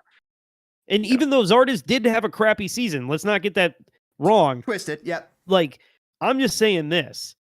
Like, at this point, I'm looking for excitement. I'm not even looking for success. I just want to be excited. And I thought I just Shaqiri wanna- would give us that a few moments, but those moments were really far between. How many long shots did Shaqiri ever take? Well, it's still like, there just was so much there was so little around him. Even when we signed him, it was like, well, no, I mean, that's great and all, but what else? We didn't even You bring know, Mueller. like- Mueller wasn't even here at the time of signing. Exactly. And Mueller was Yeah. like his best teammate. We got a steal with Mueller. But That we're was a paying- good signing. The dude made one good signing. A broken clock is right twice a day. Right. Exactly. Jairo Torres, do you think we're going to see something better out of him next year? I think we No. will. I think he wants out already. Really? I think it's like I think it's one of those things like I couldn't prove myself right away. I'm already behind the 8 ball. Fans are already pissed. I'm already not happy about this place because I'm already seen the toxic And I'm locker losing, room of I'm a losing my crappy spot team. too. Go ahead. And Not he's only losing his that, but it's spot. like he's probably saying like I lost my spot to like a 19-year-old. To 19-year-old American. Yep. Guti. I mean, Guti should be good. It just, I can't. I call it my version of seasonal depression. Is like it's like how women have a baby and forget how much it hurts. Like come March, I'm gonna be like, oh, I think we're gonna do great. That's me every season, man. That's me every season. I see the signings, I see the little flashing lights and everything, and I'm thinking, oh man, we're going to the playoffs, and it Right? just ends in disappointment. Ugh, it hurts, dude. Because You know what? what up? No, like Toke, what you're talking about, like have the team be exciting. It's like I was just thinking about this. I'm like, you know what? You don't have to be a freaking supporter shield winner or like the second best, second place team in the MLS. Just be a scrappy team that makes it to the playoff. Makes things a little exciting. With some personality. Imagine like, if we had a Columbus-like team here, which they make the playoffs sometimes, they win MLS Cup sometimes, they sometimes don't. And they sometimes have flashy and fun people like Zelarion and stuff. And Zardes and Lucho. Right, they'll get a good season or two out of a Zardes. And They then even move had on Pippa. at the proper time. Didn't they have Higuain? They had Higuain. You're right, Yeah. little Higuain. Or was he the older one? Yeah, they had little Higuain. Yeah. Literally going, yeah. Pippa. And have like some sort of like clutch scorer, like have one of those games where it's like 1-1 or 0-0 and out of nowhere, 90th minute, boom, the Fire take the lead type of team. That's kind of what I want. Like I don't, yeah, it might be, it'll be great if there were, supporter shield caliber teams, but at this point, with what we have seen these past decade, I'll take a scrappy team that has personality, that's exciting to watch, and doesn't have to be a world beater, but a team that goes to the playoffs at least. It was almost sad because like Gaga so badly wanted to be that guy and have that personality and stuff, and everything else around him was so boring and terrible that everybody was like, yay. And just, he like, you know what I mean? He so badly wanted to be that big personality, that Chicago boy, that, like that scrappy guy. And he's just everybody else around him just sucked. They shit the bed. Yeah, he was the hype man. He was like the one guy that was like really hyped up. Like you can almost see like he's a fan first almost. Well, it's a guy who knows like some people know I want to be a club legend. And that's a weird thing to say, but like look, you could be Roger Levesque and be a club legend. You know what I'm saying? Like you can be, it's not all about it. An Aqua Fenwa, which I love bringing up. You know what I mean? Like you can be that kind of guy, like the big personality and good enough to be, mostly on the field and everything else. But it just, yeah. You could be like the Jeff Plum, of the White Sox. Dude, and it breaks my heart too, because what's going to happen too is something else, not just Gaga, but like the media team. They kill it, dude. All the videos they put out, everything they do on like the YouTube channel, they kill it. But most of the players are boring and the fans aren't happy about them not being very good at soccer as well. And so like, I don't watch it. Who's clicking on these things? That's the thing. Like we are the people that would be clicking on these things, and we are so butthurt and we're just gutted by this team. It's like, you want me to consume more content of this? It's like we do it on this podcast. Like you want us to consume more? I'll click on it if it's good, and it is. It's always so good. But then at a certain point, it's like it's good, but it's about the Fire. Yeah, exactly. And you that's lose interest. the problem. And I mean, we're all interested in the Fire. But we're not You know- interested in this fire, this Chicago fire. Exactly. We're interested in the idea of what the Chicago fire could be. We're interested in the idea of what the Chicago fire used to be. We're not into this iteration of the club at all and the choices it's making, but we're still attached. It's tough not to be. Like, what else? Like, what else am I going to care about? You know, like I laughed. I told my fiance and her and her friend were hanging out in the living room, and I was just like, "Oh my god, oh this sucks." And she's like, What happened?" I was like, "The absolute possible worst thing that could happen to me that actually doesn't affect my life." Yes. Yeah, that's, you know what? I told my wife, like, yeah, Wednesday nights, I'm gonna hop on this podcast or YouTube thing. And she's like, at first, like, yeah, go for it. Then later on, she's like, why you even do that? Like, that nobody cares about the fire. Yeah, what are you doing? Get over here and watch this kid. Yeah, it's like, yeah, she has a point. If the fire were actually winning, then things would be a little bit different. We might actually have a lot more people tuning into, to this show. And more content and more people out there trying to make content. And I mean, there's a whole bunch of hot podcasts. There are, but sometimes sometimes it's a few too many. Sometimes there could be a few too many, because we're all talking about the same topic. But at the same time, we all offer something different. I think that's the nice thing about the Chicago Fire podcast. Everybody kind of does offer a little something different. Yeah, they're like the soccer conversation is really good, or the Chicago soccer conversation is really good. Jiggly and at Onnod or whatever, they're out there doing their thing. Yep. The Hotcast. Good too. What's the Hotcast? I think Ruben does something. Ruben does something with somebody. Oh, for real? I followed that cat on Twitter for like a decade at this point. Ruben did. He does podcasts with Adnan occasionally too. Oh, for real? Yeah, Do you guys remember what was that? Mi Vida de Fuego? Fuego, Dave. Yeah, remember that. Yeah. They were so good. I always wanted to get them on the show. Yeah, that shit was. They were good, man. But yeah, dude, like that's the thing is, why it's stale? Not stale. That's rude to say because I mean we're listing them. Obviously, we listen or check in, right? But like the reason why there isn't like 10 more, and the reason why there isn't like 10 more angles to have, is because there isn't anything interesting happening. Right. There is no actual excitement. Like everyone is fed the same 3 lines. We all get excited for the first 2.5 months.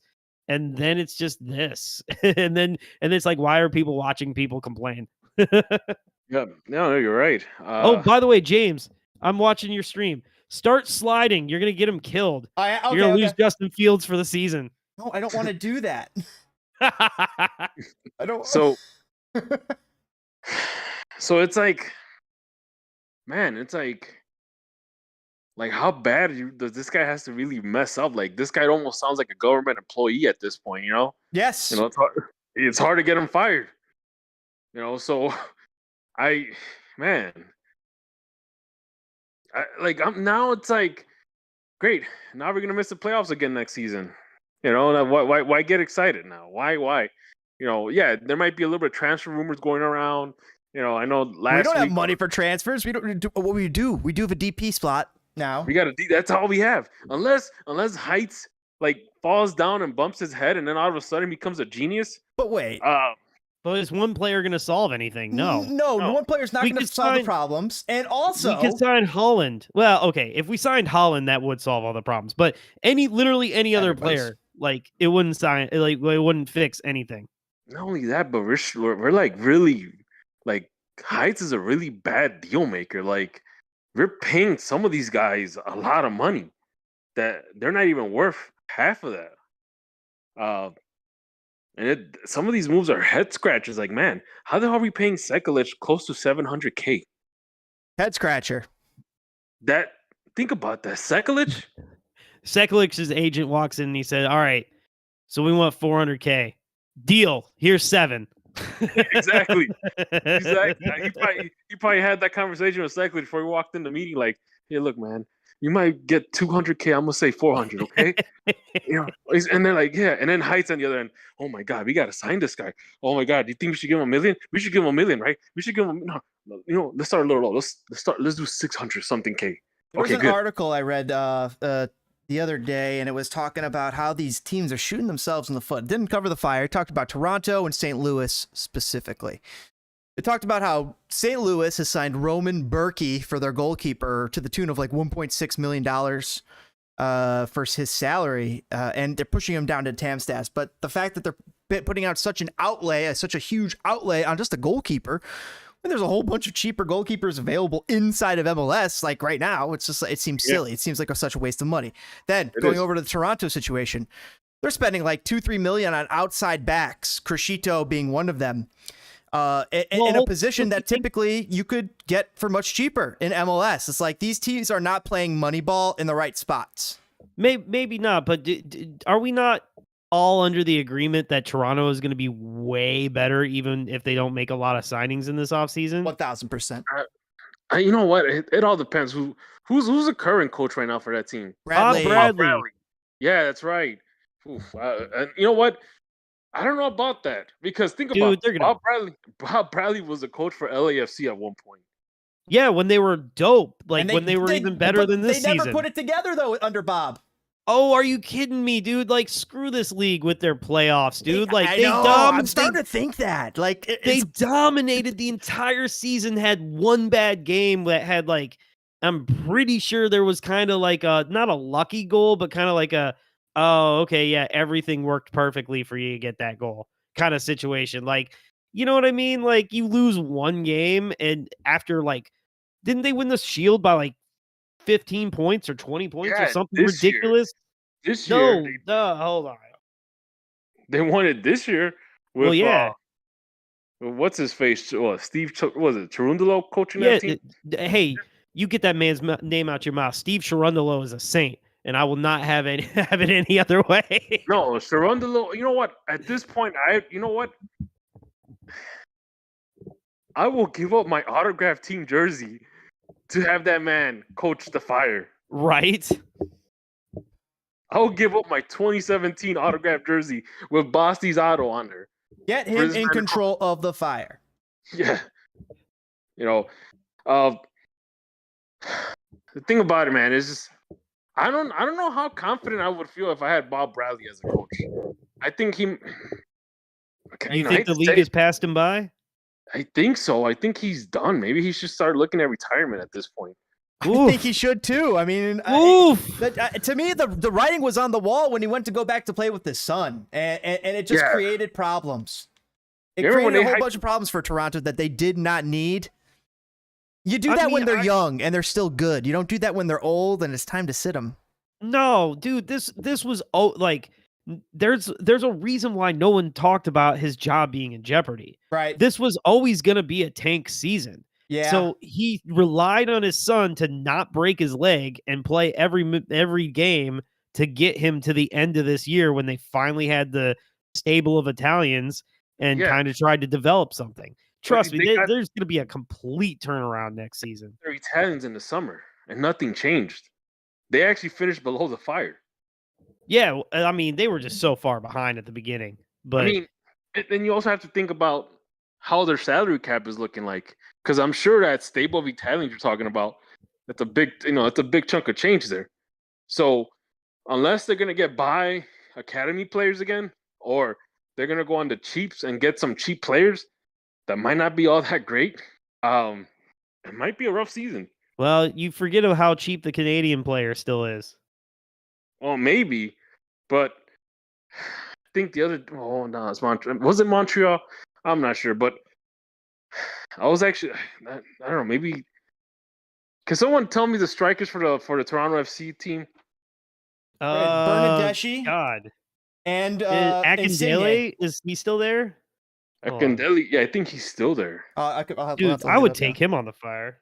For what team you were asking, DPG? Toronto? Toronto FC. Out. Akinola. I wonder how much those guys are making a year, and then compare that to the Italians. and then compare that to how much what's the max they could have on salary. Send us Mark Anthony K, and we'll send you over. Toronto. We'll send you over. What's our striker? Our tall Polish striker. Give them. Shabilko. Give them Sure. Shabilko. We'll take Mark. It seems like a good fair trade. We're not taking the best midfield though, which is Juan Osorio, Jonathan Osorio. But we'll take Mark Anthony K over here. I think would be an improvement. And Richie Larea too. Yeah, I'd they take have that cat. Yep. There's an decent squad. I mean, that's a decent chunk of change. The thing about it too is like I don't think that anyone's gonna give us. They won't even give us a vending machine for Casper at this point. They won't pay our. Yeah, they won't. No, I mean, yeah, nobody wants cat. I shouldn't say nobody. You know what's gonna happen is like a San Jose is gonna sign him. It's gonna be like, wow, what a breakout 12-goal season for Casper Shabilko over in San Jose. Yep. Like it'll just hurt. He recovered from his back injury out of nowhere. Excuse me. I just got over having bronchitis, bro. That shit. sucked. Dude, you know what? As much as that sucked, knowing it wasn't COVID was great. That's nice. That's what happens when you're a vegan, man. You get all sorts of all these weird diseases. Yeah, no. Yeah. Who the hell gets bronchitis in September? It's October. Okay, then early October. We haven't even seen. Well, let me take that back. We haven't seen more than a foot of snow yet, and you're getting bronchitis. Unless you live in Indiana. Unless you live in Indiana. Oh my god, dude. Let's all eat some makeup food. Let's all eat some grass-made food. You know what? I no one. DPG. I will off stream. I will tell you my theory of what happened. Oh Jesus. No, now I'm thinking, okay, you know what? Yeah. I think I might have an idea. I don't think you do actually. Okay.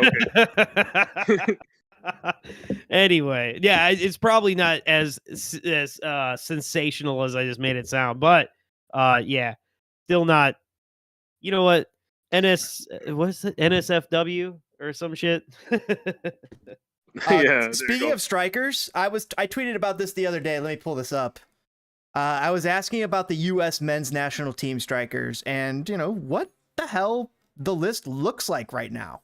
Like, what is the depth chart for the strikers? Shouldn't it look like P-Folk, Vasquez, then Ferreira, then Sargent? Like, who is the top striker for America right now? James, you gotta cut that noise out. You know, Greg has his favorites, man.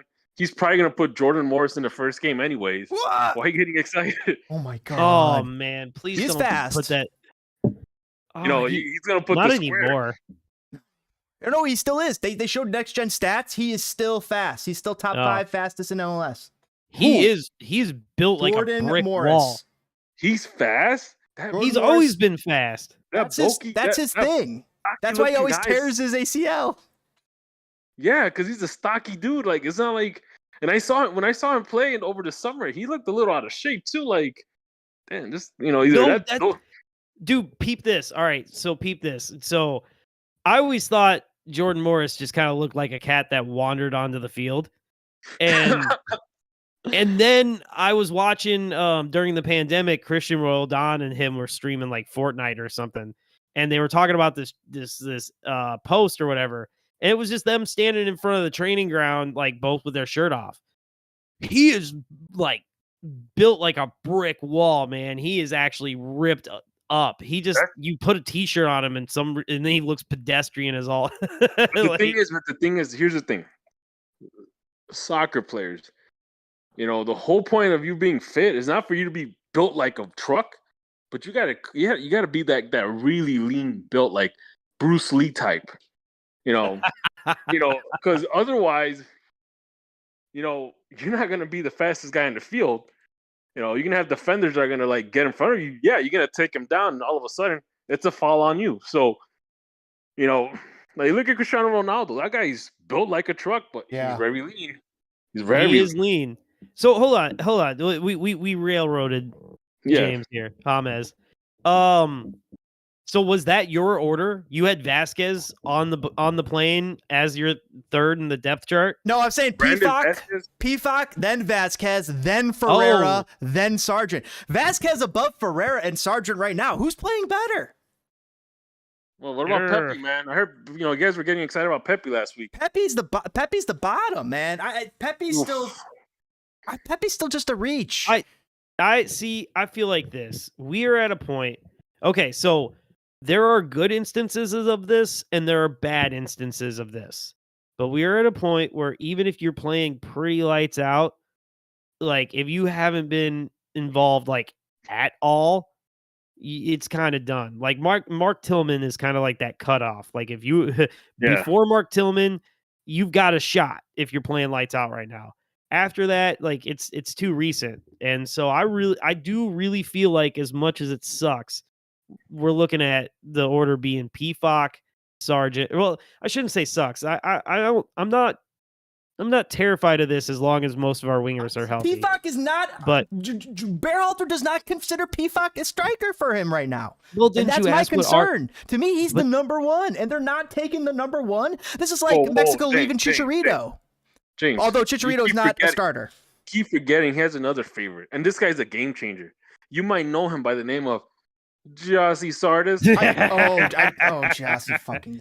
No, he's fallen off too far. It's a bridge too far at this point. But You know what? Greg's still gonna take him. no, dude. He's someone to hang out with. No. I'm telling you this. Like, it's too. This is my order, but this is who he's gonna take, and he probably will have a different order than me. But he'll take it. My order would be PFOC, Sargent, Ferreira, with Pepe as a fourth. If we're like, if we take a fourth forward instead of something else, right? Instead of like a fifth center back, right? And so, or like a ninth right back or something.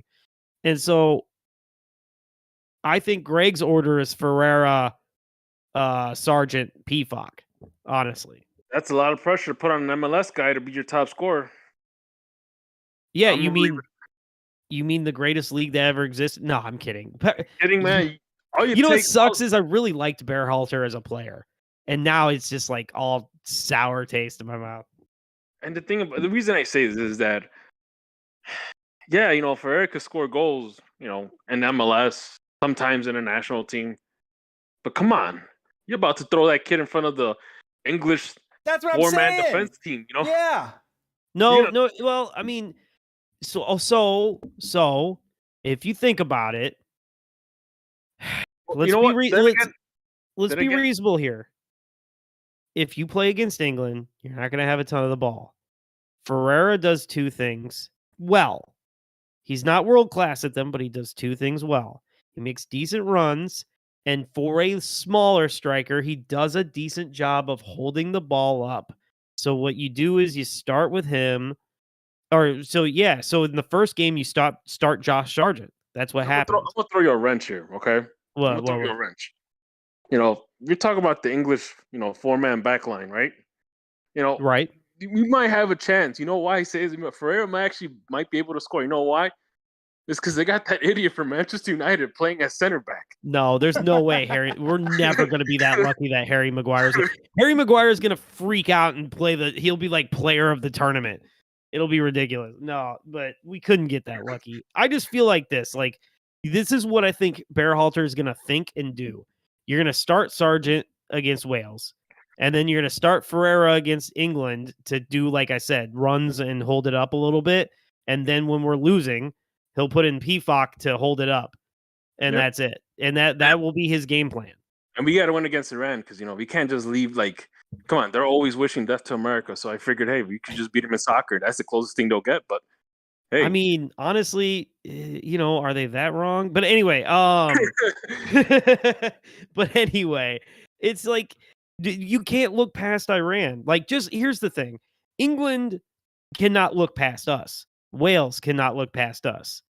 Conversely, we cannot look past Wales and we cannot look past Iran. Like, you got to take these games, like all of these will be challenging games.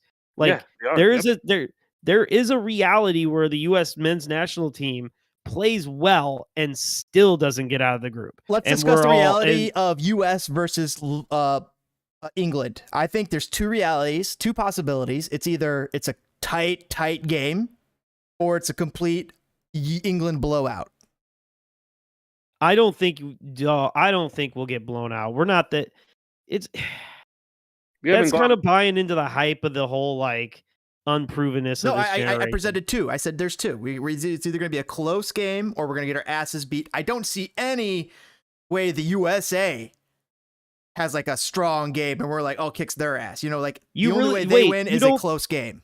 Hold on. You don't think that England's going to be pressing with their fullbacks and then like with their wingers, and we're not going to have the speed with like a Pulisic or a Reina or a Tim Weah and get one or two on the counter? We're talking about guys that are regular starters for the Premier League versus guys that wish they were regular starters in the Premier League. Yes. Well, hold on. Didn't we just talk about how crappy MLS is and how back in the day, like last time we were on, we talked about how back in the day, the best American player in the world was getting not occasional, but regular minutes for a relegation battle team. And we still won that group in the World Cup, right? We still won the group in 2010. Yeah. You know what I mean? Like this is not 2010. It's not. But teams are better than the sum of their parts at times, man. And especially in a tournament setting like that. And the reason I say this is because England is actually one of the top 5 teams to win the World Cup. True. They went to the final for the Euro last year. Well, didn't Italy win it? Yeah, they won it in penalties. Yeah, but still. But isn't Italy not even in the World Cup? Yeah, they messed up, but still, it's the freaking Euros. That means that England, was better than Spain, was better than Germany, was better than Portugal, Cristiano Ronaldo's team. England was really good in the last World Cup. And the thing is that team, that England team is like prepped and ready. Like they could be really good contenders for the World Cup. They have played like garbage, dude. They haven't won a game in like 10 games or something crazy. Yeah, that's true, but we also saw that from Spain or something in some World Cup, right? Put it like this. Teams always have a bad run before the World Cup. Yes. I mean, maybe. I guess my point is I'm not saying that the US is likely to win. What I'm saying is it's not out of the realm of possibility for the US at this stage to beat a good team. We've been a way worse and like way less talented team beating similar caliber teams to this current England team like in the past. We've won those games before. It's just it's just not so outlandish like people are trying to make it. It's not like a David Goliath thing. It's a extremely talented team that should go extremely far in the tournament versus an up and coming, very what's the word I'm searching for? Non-consistent team. Yeah, because they're not exciting to watch sometimes. It's like you've seen young, teams that have, they have that youth on their side. They're excited to watch. They're exciting to watch. I haven't seen a lot of that with the U.S. men's national team. Outside of the U.S. playing against CONCACAF opponents. That's just a symptom of the Nations League crap. We don't get those friendlies anymore like we used to. If the last 2 friendlies are any indication of what's going to happen in the World Cup, that's not a good sign. Losing 2-0 to Japan and then tying 0-0 with Saudi Arabia. I hope it's not an indication. I feel like we were missing a lot of parts and a lot of people were not in the forum a month or two, or like a month ago when those games were that they're in now. There's plenty of players playing a lot better right now, honestly. But one of the things that's been concerning is the amount of players that won't be playing for the next month. Wait, who? Aaron Long, amongst them. Oh, God damn it. Do not let Aaron Long should not be on this team. There is no way Aaron Long goes on to Qatar. There's no possible way. He dropped Aaron Long, man. Why'd you have to go there? He's not the only one, though. There's somebody who's tweeting about all the players who aren't playing, and there's a good number of players who aren't going to be playing. All these MLS players kind of have a problem when they get eliminated because they're not going to be getting regular playing time. Are really going to go? like Roldan's gonna go and be like one of the 3 people who don't get game minutes because he's a Right. good locker room guy. So it's Yeah, Roldan. There's gonna be like Jesus Ferreira, who is actually still How the hell playing, is and Roldan a locker room guy? huh? How the hell is Roldan a locker room guy? He's a good work ethic kind of cat, and everybody seems to like him. Is he like yeah, he's a locker room guy for the MLS? Because if I'm playing in Europe and I'm busting my ass in the Premier League or La Liga, and then out of nowhere this cat from MLS says, "Hey guys, we got to get it together, man. We got to win." Like, dude, what the Yeah, give me Tim Ream. Give me give me some guy that knows what I've been through. And I have this guy try to hype me up because we need to play better or anything like Right. that. Man, you got on a whole nother topic here. I actually think we as fans look at it a little bit differently. Because how many times, like, think about these podcasts now that all these players get to have that never used to exist type of thing. And we're hearing kind of these stories and these guys who are like, oh, well, I don't know why this cat never signed for a bigger team because he just, Pele'd around everybody in practice, or the kind of respect people have for people of different playing styles and levels that actually go like transcend a little bit. Like, how many times have we heard players from the just bygone era talk about, and not just Americans, but like other people talk about players who could have played other places or didn't necessarily show like their career didn't necessarily show their level of skill. Look, Right? man, Like, I think a lot of these players have some more respect for people that we wouldn't like look, assume. if this is your way of hyping up Kyle Beckerman, man, I don't know. Oh no, no. I was not a Yeah. Kyle Beckerman guy. No. Like, listen, you know what? If you a white guy rocking dreads, there are other bad decisions you have made with your life. Man, what's funny? Because every time I think of Kyle Beckerman, I think of this thing that I saw. I think I saw this on Facebook or Twitter years ago. So apparently, like, Real Salt Lake was like selling like player portraits, like drawings of players, like in cool backgrounds, and they had one with Kyle Beckerman running, and there's like a lion in the background or something, because that's the mascot for Real Salt Lake, and I think I remember reading the comments. I guess it was on Twitter or Facebook. I remember reading the comments, and someone actually posted like, "Yeah, I'm not gonna pay $200 to have a picture of a homeless guy."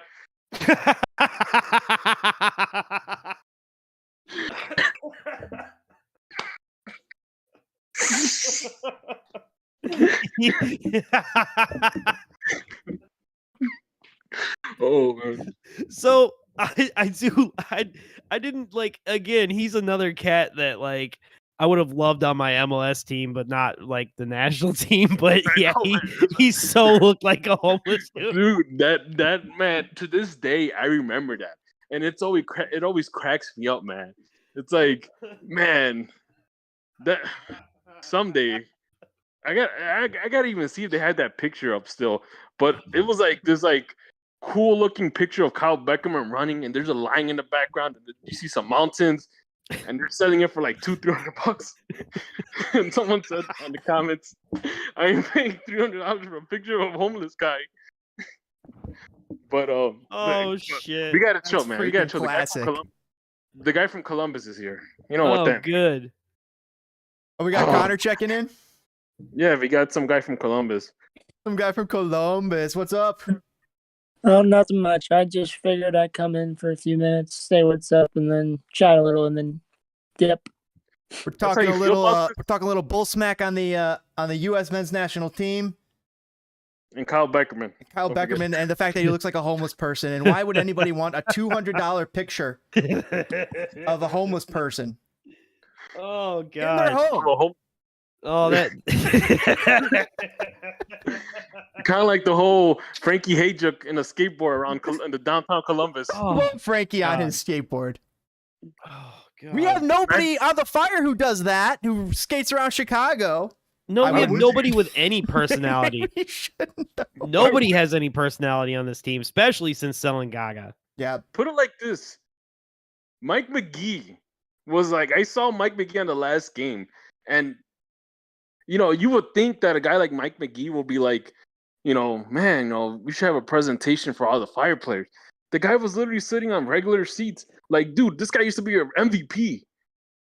And you're treating him like, yeah. He's more of a Galaxy guy than a Fire guy, even though he won his MVP with us. He had most of his success with the Galaxy. He really did. He made it exciting. He made it exciting for that 1 or 2 seasons. Yeah, he did. He that was like, there were minor bright spots, but like it just always seemed like sullied. Like even 2017, how excited could we get with Arturo Alvarez being an important part of that puzzle? But bro, you know what I mean? Like, that's 2017 team at the beginning when they were killing everybody 4-0. Every game was like 4-5-0. Like, man, that was exciting. There was only a few 4-5-0 games. No way was Paunovic's offense clicking like that. Dude, I literally saw my own 2 eyes David Accam score a backheel goal on Orlando on the first or second minute of the game. Yeah. So think about that. They lit the hell out of freaking Atlanta, like 5-2 or 5-1. Like they were like on a steamroll. They went to San Jose and beat them 4-1. They literally went to somebody else's house and beat them 4-1. That's Like, huge. But also, didn't we get whooped by Seattle? Oh yeah, we ran out of steam. Something like that. Yeah, but I don't know. Is Connor still here, by the way? Nah, he left. He Right, just wanted to say hi. Oh, I was just saying hello. Well, I'm just thinking about that U.S. men's national team, and I'm starting to think about the goalkeeper situation. Do you really think that's settled? No, I mean, we all know that the guy from Arsenal is going to start. Turner. Oh, you're right. Turner's going to start. That makes sense. In fact, he's actually started for Arsenal what was it, last week or a week ago? He did. I Yeah. like that. And they're the best team in the Premiership right now. Well, man, you ever seen that All or Nothing Arsenal on Amazon Prime? I have not. Oh my God, you gotta check it out, man. You could actually, the way Mikel Arteta coaches that team, man, where did the Connor go? he left, We're man. talking about his Arsenal team. Yeah, oh no. He's from Columbus. People over there got curfews and shit. I don't know. They do. Well, yeah, isn't he like 22 or something ridiculous? He's Yeah, college age. like I said, he still has curfews. Oh my gosh, that's hilarious. All right, I'm starting to lose my flame for the U.S. men's national team and the Fire right now, guys. I'm starting to fade. It's all right. You gonna buy God of War? The new God of War. I think it's just PlayStation, right? Yeah. Nope, I don't have it. I don't have PlayStation. Oh, for real? Yep. PC Master Race, and I got a Nintendo Switch. Yeah, I'm with him too, man. I do PC gaming. I don't mess around with no consoles that run like a 10-year-old PC. I'm good. Yo, That is what consoles are. They do. dude, it's idiot proof. I put in my disc.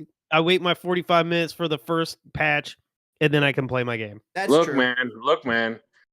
This is like the year 2022. Like, you can't be computer illiterate at this point. You can't be relying on the PlayStation company for your gaming. Hold on. PlayStation has the best games because they always give like the weird stuff a try. B, True. I'll say this. Yo, I'm turning 40 next month. Like, and I paint my nails. I listen to deathcore. I stay young enough, man. Technology is starting to pass me by. Look, man, I work with people that are 50 that know literally more about network ports than I do. All right, and I'm 36, so it can be done. It can be done, he says. So Absolutely. yeah. PC over at consoles any day. I mean, just for the reasons that DPG said, it's 10-year-old technology by the time it even gets into your hands. I mean, it's not. It's like 3. How often do you have to update your CPU? How often do you have to update the graphics card? How often do you have to update the monitor? So that's a good question. Well, I should say is a good question. How often do I have to? Basically, I don't have to upgrade my PC for the next 10, 15 years. But there's that new 4090 card that just released. It has 24 gigabytes of VRAM. I have a 3070. I have a ridiculous video card. Dude, I have 3070 Ti. I have a 2070 Super. So I'm kind of actually I was actually contemplating upgrading, but I think I'm gonna hold off a little bit. It's getting close to time yeah. for you. It's getting close. Yeah. I don't But, know if I'm gonna spend. because the amount of the amount of VRAM that these games are using is about to just skyrocket with this new with the new system that they want to use, the Unreal Engine 5, the Matrix video game type stuff. And the amount of visual RAM it's going to require to run, it'll make us have to have more visual RAM memory in our cards. So Let's not get too techy. Tokyo's gonna faint. All right. No, I'm getting. Hold on, I'm learning. This is how I stay hip, man. Yep. Yo, so peep this. I always make this joke, but it's basically reality. I realize that like I'm more hip to what the kids are into these days because for a very long story that I'm not going to tell, we were watching a 16-year-old for a couple months. Yep. And I am way more hip to what the kids are into than my fiance. Yeah, you know what? I was actually talking to like a freaking 7th grader, and apparently now they have like this whole hierarchy how to like differentiate people that are cool and not cool, whatever. They're literally using literary devices like calling people main characters and NPCs, yeah. Yes, that's what they call them, main characters and NPCs. Holy shit. and it's like what the hell is going on with society? Like, yeah, they're insulting each other. And then the social media aspect, the kids never turn off. Like, imagine getting bullied 24 hours a day.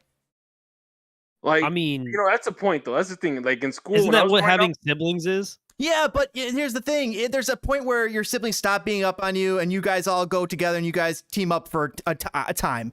Sometimes that just doesn't happen with the school bullies in school. well, that's And the then, thing though. you know, they keep picking on you at school, and all of a sudden now they have the social media to go after you too. Unless you don't have an identity in your identity list, and you got to cry because you don't have an identity. Well, here's Yeah. the thing. Like, you have choices. Right? That's the thing. Like, you know, this is like me growing up in Chicago, and probably the same thing for Tokyo. You know, he's around my age. James, how old are you, James? I'm 35. So yeah, you're basically a year younger than I am. So back in the day, if you got bullied, you had two choices. You could either put up with it or you could fight the bully. Or you punch him in the fucking face and you find out. Exactly. You fuck yeah. around, you find out. That's the greatest graph. Fuck around to find out ratio. That is my favorite. Exactly. I have to pull that up. Have you guys seen So that? when you knocked out the bully, that was it. He'll stop messing with you. Yeah, That I was mean, it. you it's give and take. Like, you know, I'm 5'5". I don't got the wingspan, but I've been hit in the face and I've hit some people in the face. Like, you know, it's give and take. It's give and take. Hey, you get it how you can, you know. And that's the thing. Is like now it's like now you don't have like kids don't realize that you don't have to put up with it. You could go fight the bully, beat the crap out of him, embarrass him in front of the whole school. You know, deal with his angry parents saying, "Oh, my son got beat up because he was being you know, stuff like that." I'm just glad I've never wanted to do that because like raising a child, like Oh my, everybody nowadays?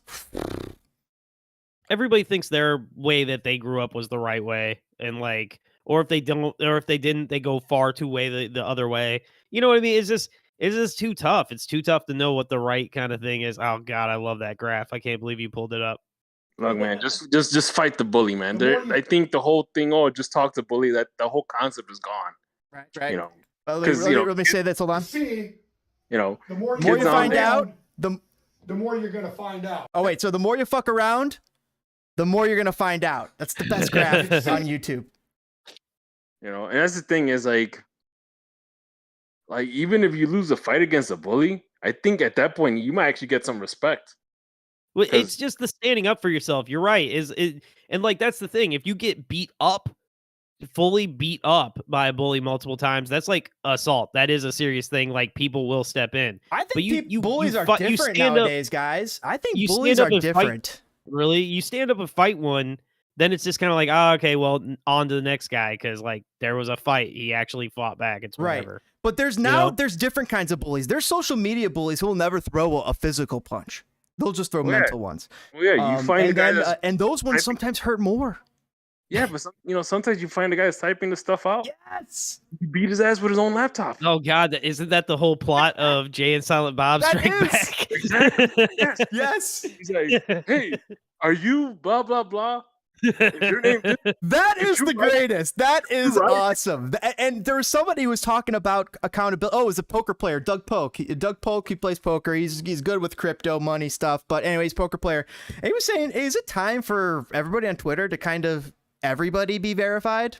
And then that kind of solves these problems. And also, on top of that, instead of censoring these ideas, censor them, but make them available to be seen. Like you could click to see why they're censored, and then you could put them away. And that also solves a problem. There is different, because listen, there's like celebrity worship. So you allow somebody like just look at recently, like Kanye West, this crap that he's saying. You allow people with a big enough platform to just say whatever, and that influences too many people. So you have to set a term of services. Like people say First Amendment, this and that. The First Amendment is freedom of speech.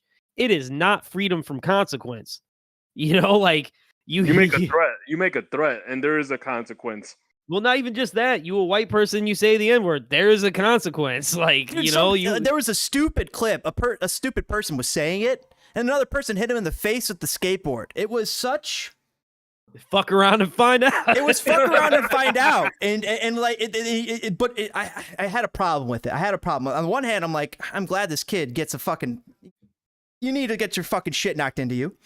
But the other kid who's recording it, he just recorded an assault. He just recorded him assaulting another person for saying a word that doesn't affect them whatsoever. So like that is the other aspect there. I'm like, this person just might have fucked up their life for internet clout. Like, dude, that's so dumb, man. Like that's so dumb.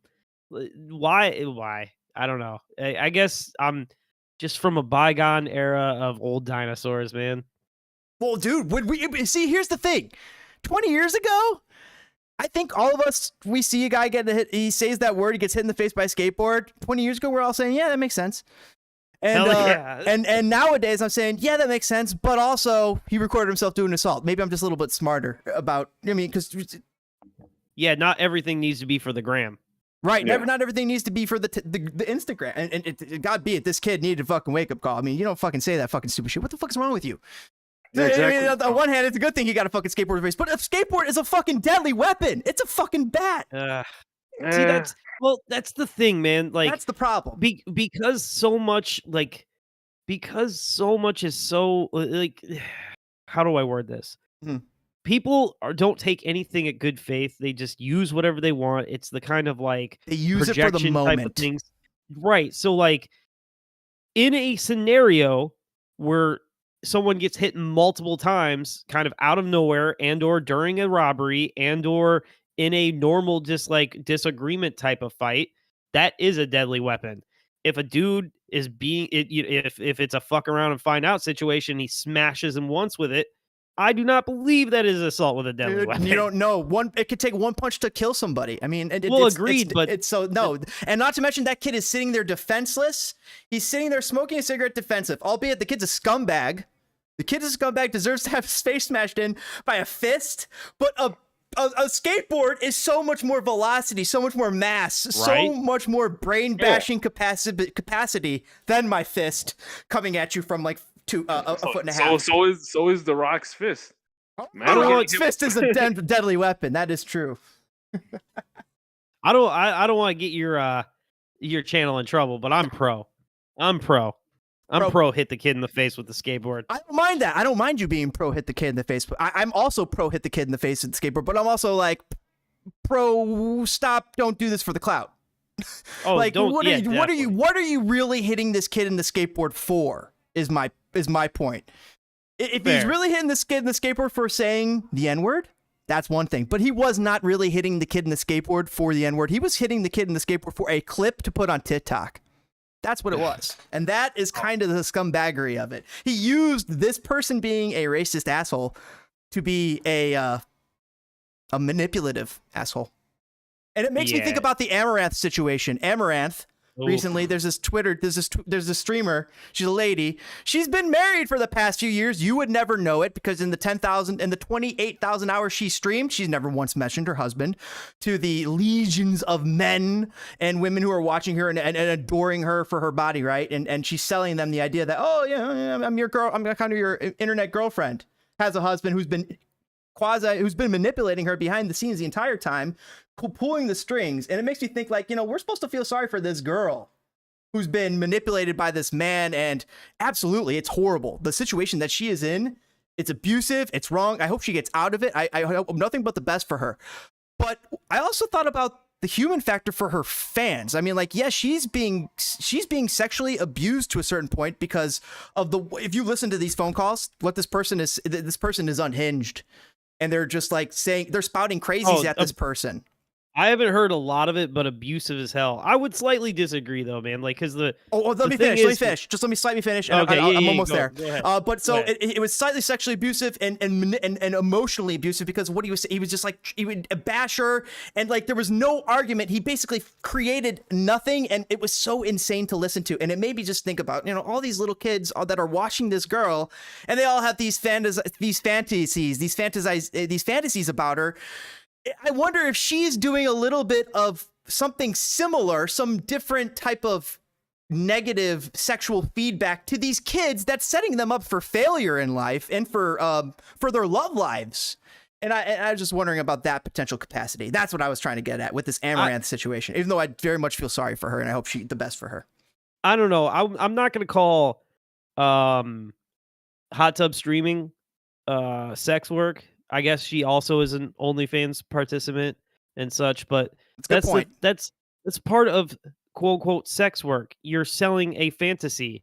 Is that stripper at the club coming home with you? Selling that fantasy to a 6-year-old kid, or no, I'm sorry, not a 6-year-old, a 16-year-old kid, a 14-year-old kid who doesn't have the real ability to process these things like a 22-year-old or a 28-year-old. A 22-year-old can't barely process it better than an 18-year-old, but a 28-year-old can process a breakup better. Do you understand like what I'm saying? That's what I'm trying to get here. It's like the age of exposure to some of these concepts. All the same, we're 14, we're 15. We were all on the internet looking for, we all know what we were looking for at 14, 15. Let's be real. Guess you gotta understand. There is okay. I'm pro. Like I've always believed for a very long time in pro sex work. Like should be fully legalized because then it can be safe and above board and doesn't need to be skeevy and terrible. But that makes sense. The thing is, you're being sold a product. Like I don't buy a PlayStation and expect it to make me a pro Rocket League player. Like so. Right. I'm being like that's because you're an adult now. You've been brought up to that point. These are still kids who are being launched onto this platform with no bumpers on their bowling alley. They can land in the gutter real quick. Well, I mean. What were we watching at 6? I mean, I guess that's the thing. We weren't able to watch. Yes, that's a good point. I mean, what we were all watching at 15, 16, if we're being truthfully honest here, it was way worse than what they're saying on these hot tub things. No, I guess I wouldn't say way worse. Like I mean, worse, yes, the internet was a wild west back then. It was. But I'm saying like as far as I guess the difference becomes like we're not talking porn, okay? Like we're talking streaming, okay? So streaming, sexuality, internet girlfriend type thing. You know what? I really miss talking about the fire now. But I can't. Oh man, I guess my whole point is the difference is like back then we got to watch an MTV show that was just as risque. But I guess the point I didn't think about until now is that. Yes, now they're in a point where they're in a transactional, a transactional world of sexuality. Yes, where we weren't even allowed to even come close to that until turning 18. Oh my gosh, you're absolutely right. It is more transactional now. Well, not now, but like it was back then. Even like we're not like even so. Once you're 18, you can go to let's just use a strip club for an example. Great example. That's a transactional sexual experience. Okay. Like to an extent, right? Opens up when you're 18. Opens up when you're 18. You can't sneak in at 15 or 16. You can't steal mommy's credit card and like get a lap dance at 10.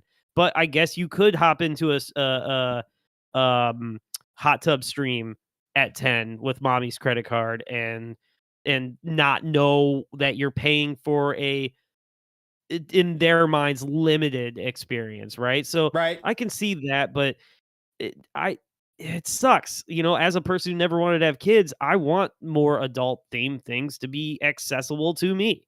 Right. So, Right. I don't find an issue with it per se. The people who, I guess for lack of, I don't know if this word's allowed to be said anymore, so I won't say it, but the people who frequent an OnlyFans, frequent a hot tub stream, frequent these things, right? Like we've all dabbled, but you get what I'm saying. Like the people who are spending thousands or hundreds or whatever dollars over and over and over are not always of the adult mind that say once you're 18 or 24 or 26 and go to the strip club. Right. God, who knew that a conversation about Garrick Heights would get to freaking No, such this- deep levels? It's the saddest sports story on the internet. It's the title of the show. So we're gonna go to some sad George places. Heights. Let's just talk about George Heights now. Let's go back. All right. Well, all right. Angus saying that I'm old enough to know that MTV shows were pretty much videos. Oh man, I miss music videos. That's what I've been doing the whole last 3 nights. Is we just been kind of kicking it and listening to music on Little the pop-up TV. video.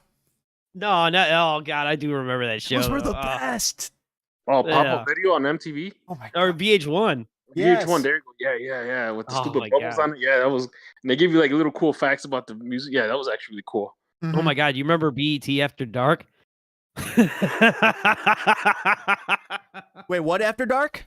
BET After Dark? BET After Dark is No. one. That's that's when they played the really risque videos, yo. Like the Sir Mix-a-Lot put them on the glass and stuff. I was just thinking about Adult Swim and how they're shutting that down.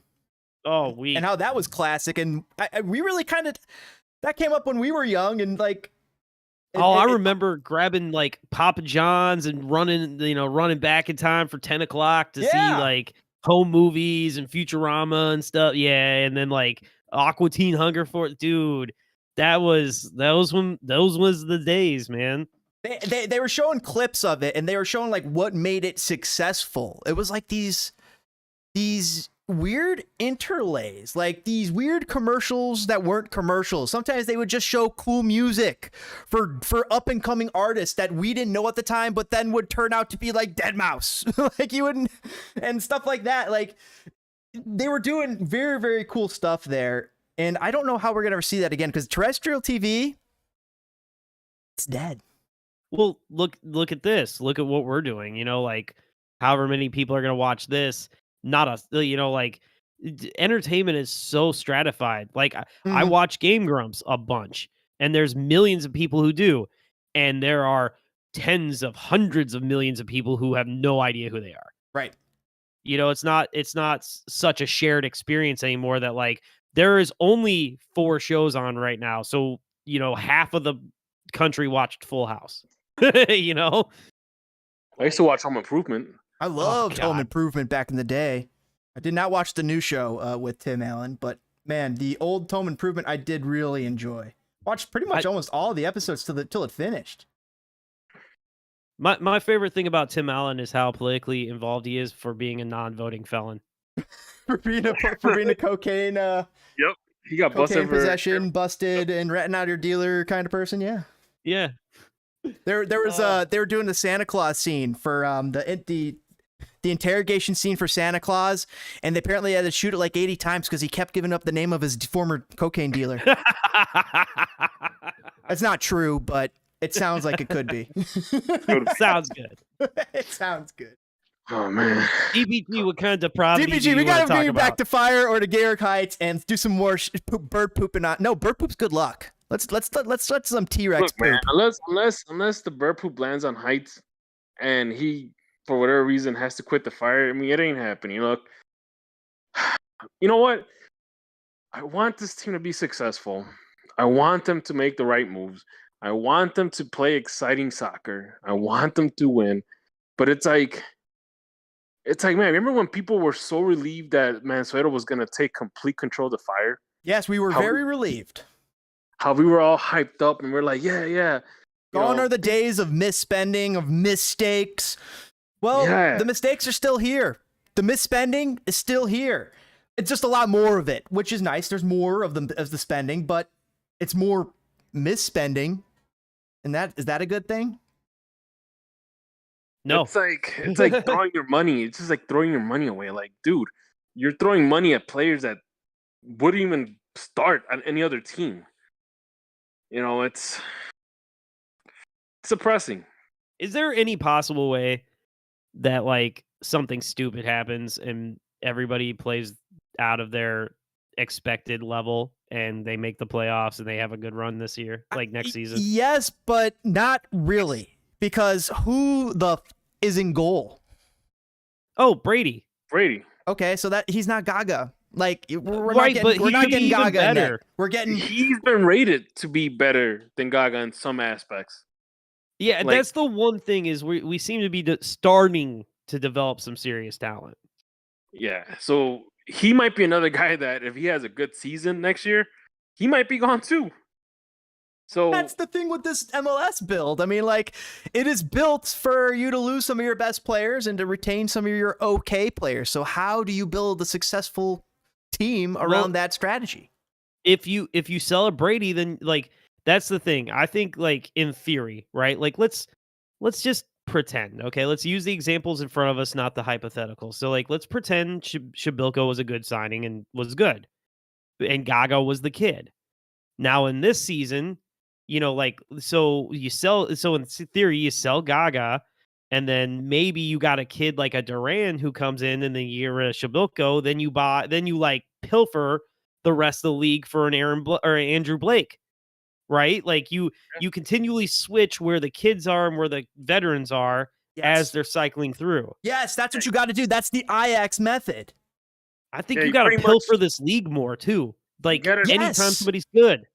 You kinda gotta have be to mix pilfering up- somebody's like Brant Bronicos. Like, and Yeah. Brant Bronicos not the best example. I mean, like, but you gotta get some of these guys match day 18s who are gonna turn into their Tyler Adams and get them over here. Yeah, it's like you have to have the right mix of like average or above average MLS players and some Yes. of these young guys that are that could be really good potentials. And that's how it is. Like that's how you get the team to win, and that's how you get to compete. Not sign mediocre players and expect these young guys to out of nowhere play like an 18-year-old Pele. It's and I think that's what saved Heights' job this season. The fact that he probably he sold Gaga. Well, and said- what's his Guti started developing and Duran. Yeah. So he's probably going to Mansueto saying, "Hey, look, I got these 3 kids. They're playing. I'm about to sell one. I'm working on one on the pipeline, and then I see another one that might do something. Look, see, it's working. It's working." If he points to the pipeline, yeah, he's got Guti in the pipeline. Yeah, he's got John Duran in the pipeline. You also look at the rest of the pipeline. So was it like 2 years ago they signed like 10 academy players? They were just signing academy players like crazy. Just to And- fill out the roster, just to save cash. Yes. Like what happened with what's going on with Casas? What's going on? I mean, obviously Mona scored. Casas, they think is going to need more time. I wonder about What about Misael Rodriguez or whatever the kid's name is? That they're pretty high on him. Misael. Yeah, they're pretty high on him. Now it looks like that guy might not get another contract. I hope they give Reynolds another contract, man. I like that kid. I He think he's got flashed some the last talent. game I saw. He really flashed. Yeah, it's like, but then again, it's like, how much money are you going to give Reynolds to stick around? Yeah. And, Yeah, and how much also he money do takes you up a have roster to give spot. him, though? And How much money do you have to give Well, him? he takes up a roster spot, and he's okay. Time out. Let's really think about this. Reynolds, prospect. Well, what the hell is Miggy? Miggy over on the left side. He's still just a prospect. He's just a way better prospect than him.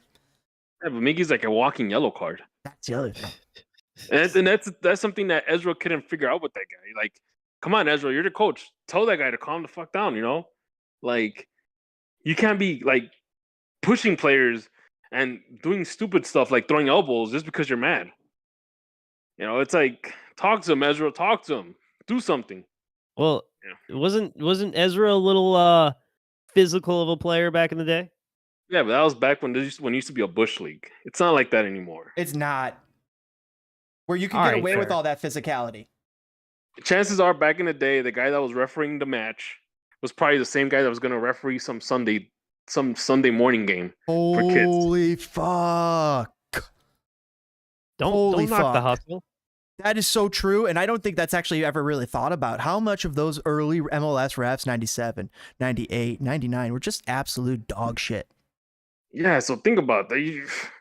Now you have way too many eyes looking at the play. Now you have the refs, you have the assistants that are paying attention, you have VAR, you have a fourth official that directs stuff. They got the little mic headset that they're talking to each other. So yeah, it's like now you can't get away with throwing an elbow and expecting you to walk away with nothing. Yeah, you know what? I like it. I do like how the game's cleaned up a little bit. I feel like it goes fast, or like not faster as in, but I think the flow of the game is better because you don't have so much tugging and pulling and garbage going on. You still get some big plays missed, but you really, you don't get away with that nearly as much. And it definitely killed the flopping, like for real. Yeah, and not only that, but it killed off the unpredictability of a game. Because you can have a ref call a penalty on a really bad call, and that could decide the game. Now, well, it's like a strike zone. There's still a ref still has he'll let him play or not, or like how tight a ref calls a game will still. But now vary. you have the VAR people telling him, "Oh, by the way, I think you should take a look at this play." I love that. I do. I'm pro VAR. I always like have VAR been. too. Oh, don't get me wrong. I love VAR because that VAR, besides the fact that it has gone against us, but it's also been a great benefit to us.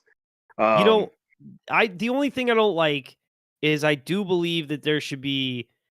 I think the offside rule should only be feet.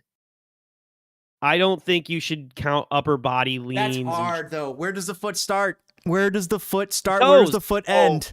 The toes. Toes to toes. If the toes are across the heels? line, if the toe is across the line, or the feet is across the line, that's offsides. Correct. But if you're So you're saying forward, don't even count the shin, don't count the leg, don't count the torso. Toes. Just count the sole of the foot plant. Correct. Foot plant. Isn't that what they do? Isn't that what they do with football anyways? No, they do that thing with the lot. Or football has different rules at different spots of the field. That's so dumb. Yeah, but in football, if both your feet are not on, in the line or in the end zone or whatever, it's not a catch. It's not a catch. Yeah, but you can wave the ball over the end zone and it's like a touchdown. Well, yeah, but if it's like if you're jumping for a catch, and the prime example is like what we saw against the Commanders or whatever. Like the guy caught it in the end zone, but his feet were not touching the ground. But, and the guy tackled him out of the end zone, and it wasn't a touchdown. I was gonna say field goal. It wasn't a touchdown.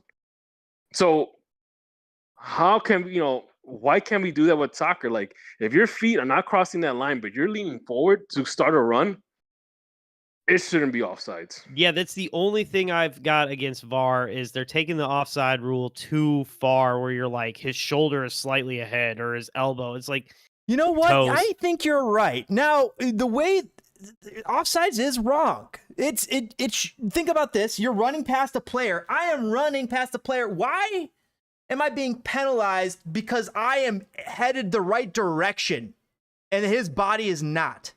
So I'm going to be penalized, even though I am right. It actually doesn't make sense from a sporting aspect. The footing being on the same level, that does make sense. My footing has to be behind his footing. Yep, and it's like that. You're basically penalizing creativity. Yeah, because how is it your fault that you're ready to you see a play coming, the idiot defender is still stuck on looking something else, but you're gonna get penalized because your shoulder is leaning too much, or you're way off because you're about to take off or something like that. But it could be the change that makes soccer start to improve on an entertaining basis and become more goal scoring. And that's the thing too, is like FIFA wants like more goal scoring, and like that's they even changed up like the handball rule. They if you jump up, and since some people, actually a lot of people use their arms for momentum to jump. If your arms are out and the ball hits you in the arms and you're in the penalty area, that's a penalty. Even though did whatever happened to like the ball to hand thing? Did they kind of stop that? Like what? Just the hand? No, like if your like arm is to your side and you're like running and the guy kicks the ball and he kicks it straight up into your hand. That's it not your was fault. like That's not a handball. It was considered ball to not, hand. Yeah, that's not handball. Yeah, that's not handball. That's not. Well, remember, it used to be where it was only handball if it was intentional. If the ref thought it was intentional. Yeah. Now it's, oh crap, your arms are sticking out, and because you're trying to use your arms for momentum, but the ball hits you in the arm in the penalty area, and it deflects somewhere else. That's a penalty. And the other thing is your body becomes a barrier at that point when you extend your hands like that. That's like a goalie. That's the part of the problem.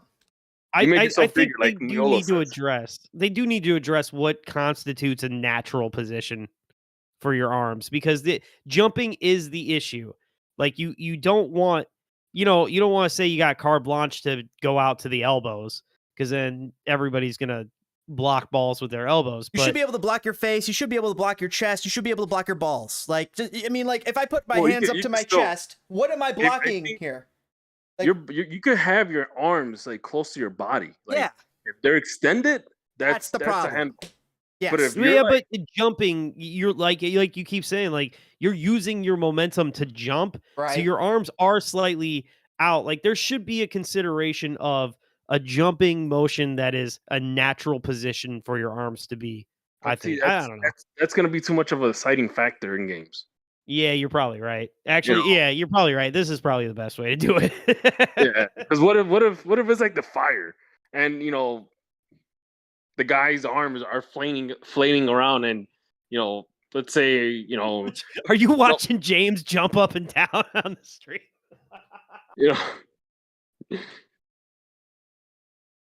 Exactly. So you're let's say Mueller crosses the ball, and then some idiot's like flaying around with his arms and hits him in the arm, and but the new rule says it's not a penalty, and obviously it is. But can you imagine? It's tough. Yeah. So fine, keep it in place. But what you don't have to keep in place is that idiot Heights. From running. No, you don't. What do you maintain by keeping him? And he was done. It's not like this decision was not between firing him and seeing out the last year of a deal. You were free and clear. It's the same thing with Gaston. You were out. You were clean. It's I don't know, man. Maybe Mansueto does a bunch of drugs, man. I don't know. Maybe he does. Maybe Heights has some dirt on him. I don't know. Maybe he's black. I don't know. Who knows? Maybe Sex it's dungeon. I don't know what it is. Maybe, man, maybe this guy is just. Maybe it's time for Mansueto maybe to get someone that knows about soccer and let him. It was time 3 years ago, DPG, and he did. He went and got this guy from Switzerland who knows Shaqiri. But you know what? And he knows Mo Salah. But I'm thinking of a guy like the president of the club.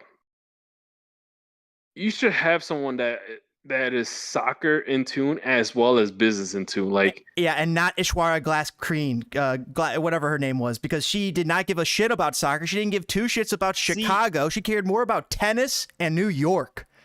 I gotta be honest. I slightly disagree on that, man. I feel like the business side of things can be run by a business person.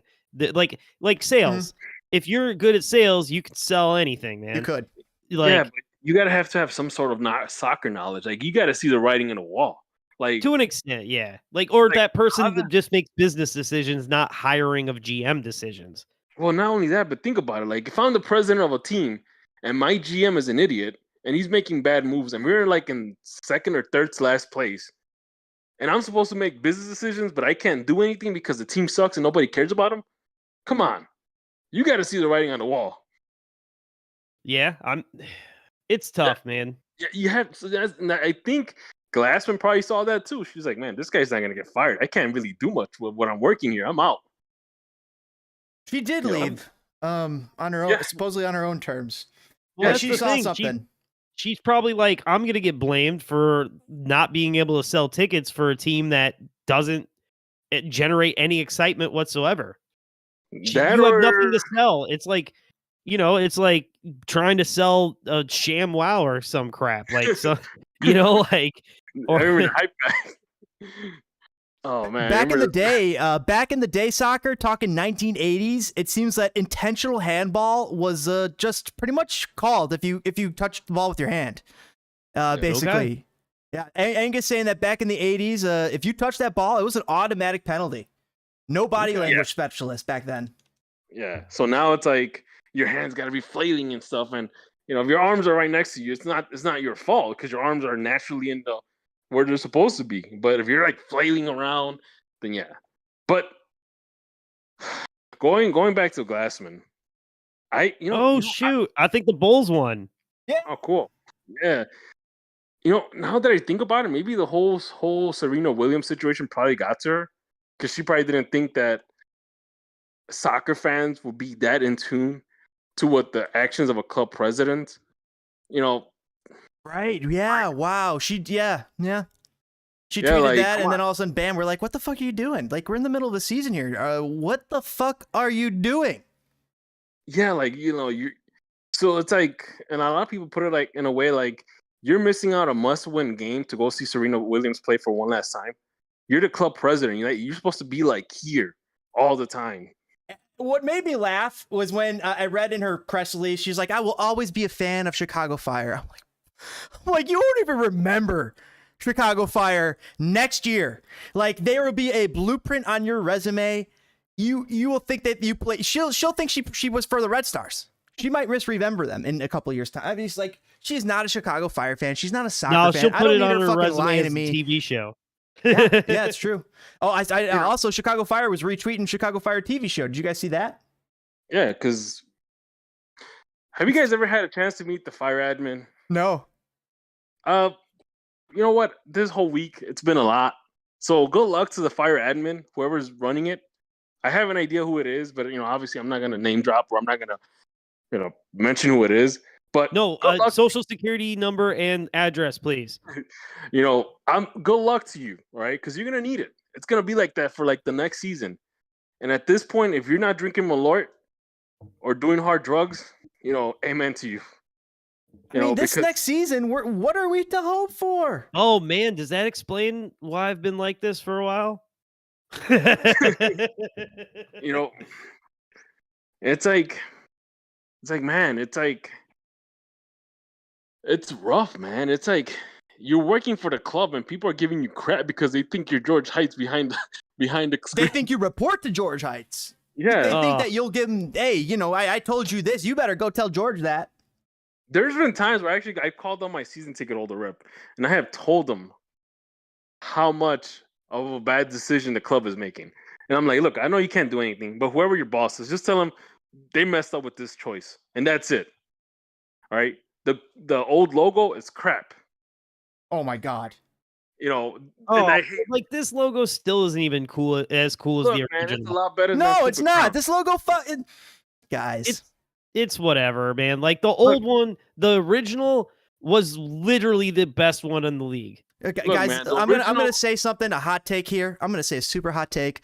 The current Chicago Fire's logo is pussy as fuck. No. I don't even understand. Crossed the line. You crossed the line right there. Pussy as it's the logo of a weak. It's a logo of a weak person. It's a logo of weakness. Look at it. There's nothing strong about the Chicago Fire logo as of current. The old Chicago Fire logo was the strongest in the league. Look, man. The old Chicago Fire, the original Fire logo. Yes, I do love that logo. Yes, that logo was great. But man, you got to modernize. We do. You have to let that logo become like the old Juventus logo. It's nice to look at, but that was from a bygone era. Now we're in a new era. The league has grown.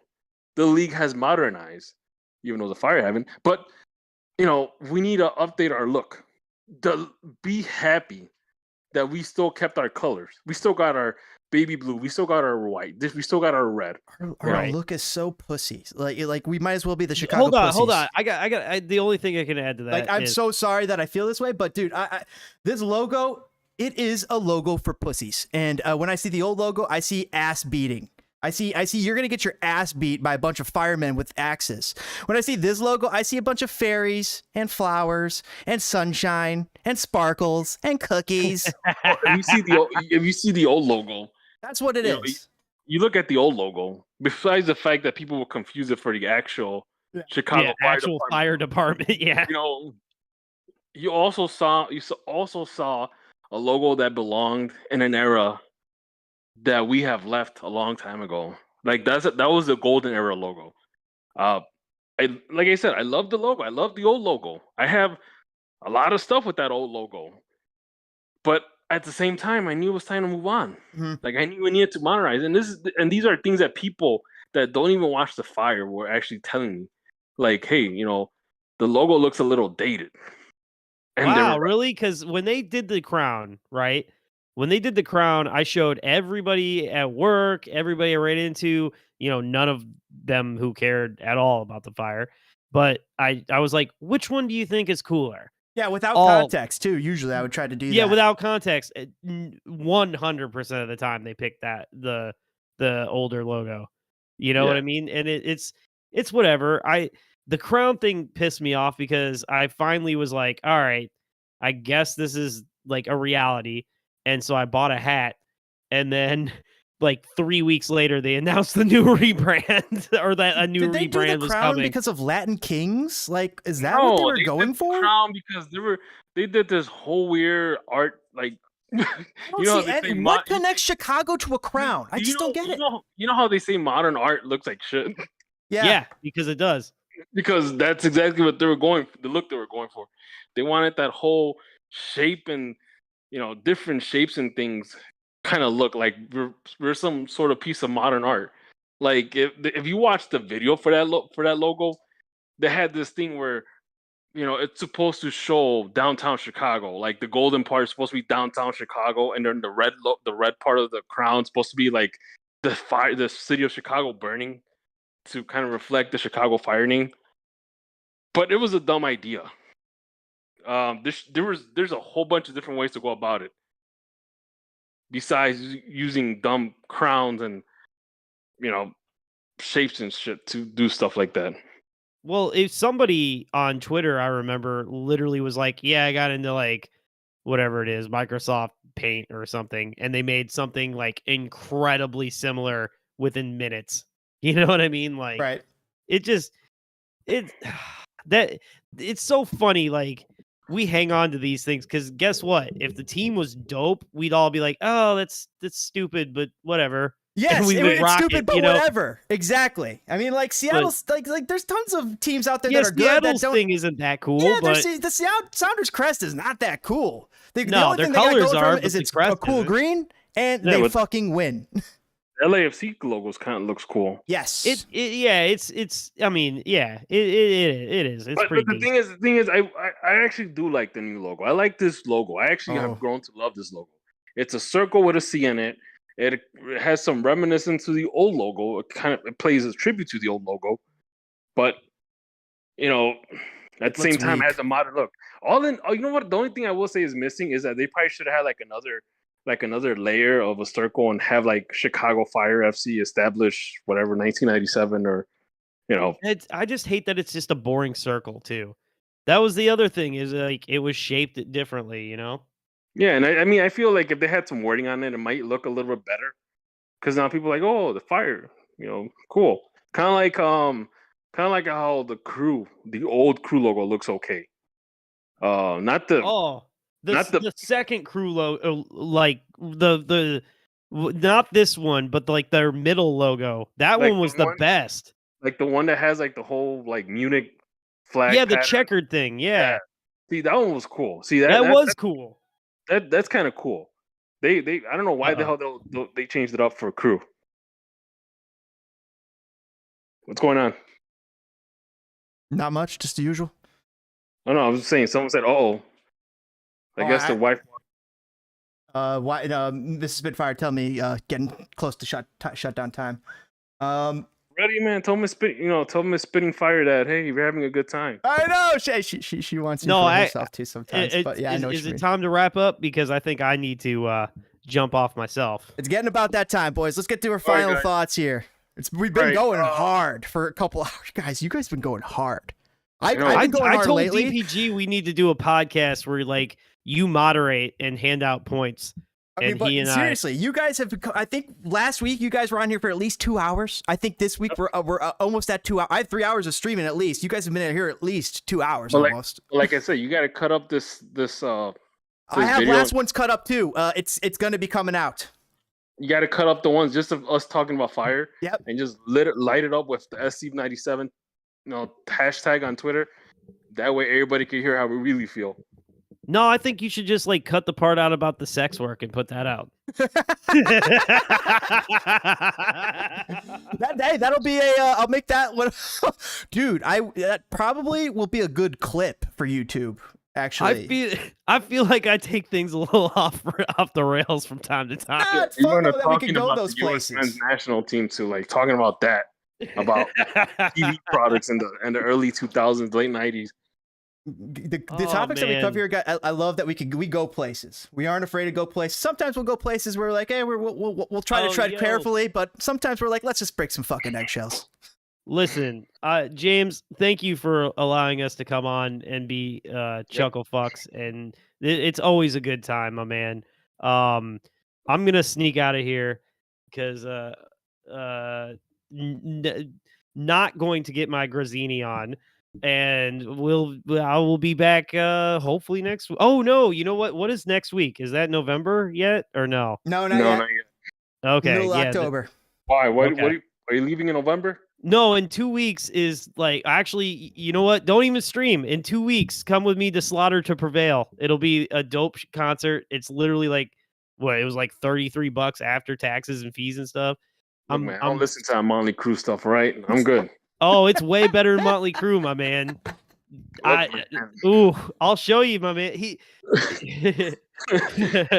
is the good stuff. Right. James, did I ever turn you on to this, my man? Give me you did. I think you sent me one of the songs, but tell me the bands. Oh god, no, Slaughter. That's all I know. I don't know. Like, actually, here, if I may, I want to pimp my boy.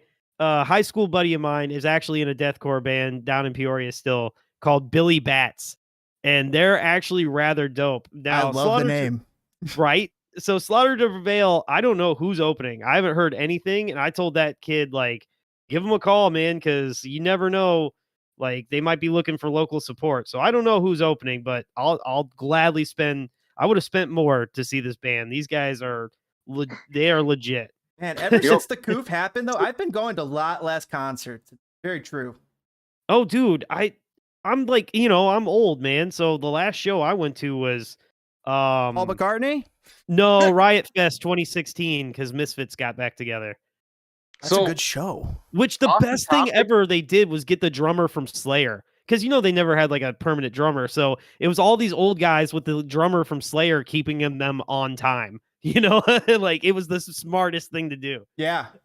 Off the topic, I really wasn't planning on being here after the season because I figured, okay, that's it for the Fire. But considering that this is going to be a very observed and we're going to have a lot of eyeballs in this offseason, and there's going to be a lot of rumors in this offseason in regards to who we're getting, and we have the World Cup. So I think, I'll be here Wednesdays. Hey, we got the World Cup, and if this helps you toss a log on your internal fire, just to keep those internal fires stoked, that's how you use it.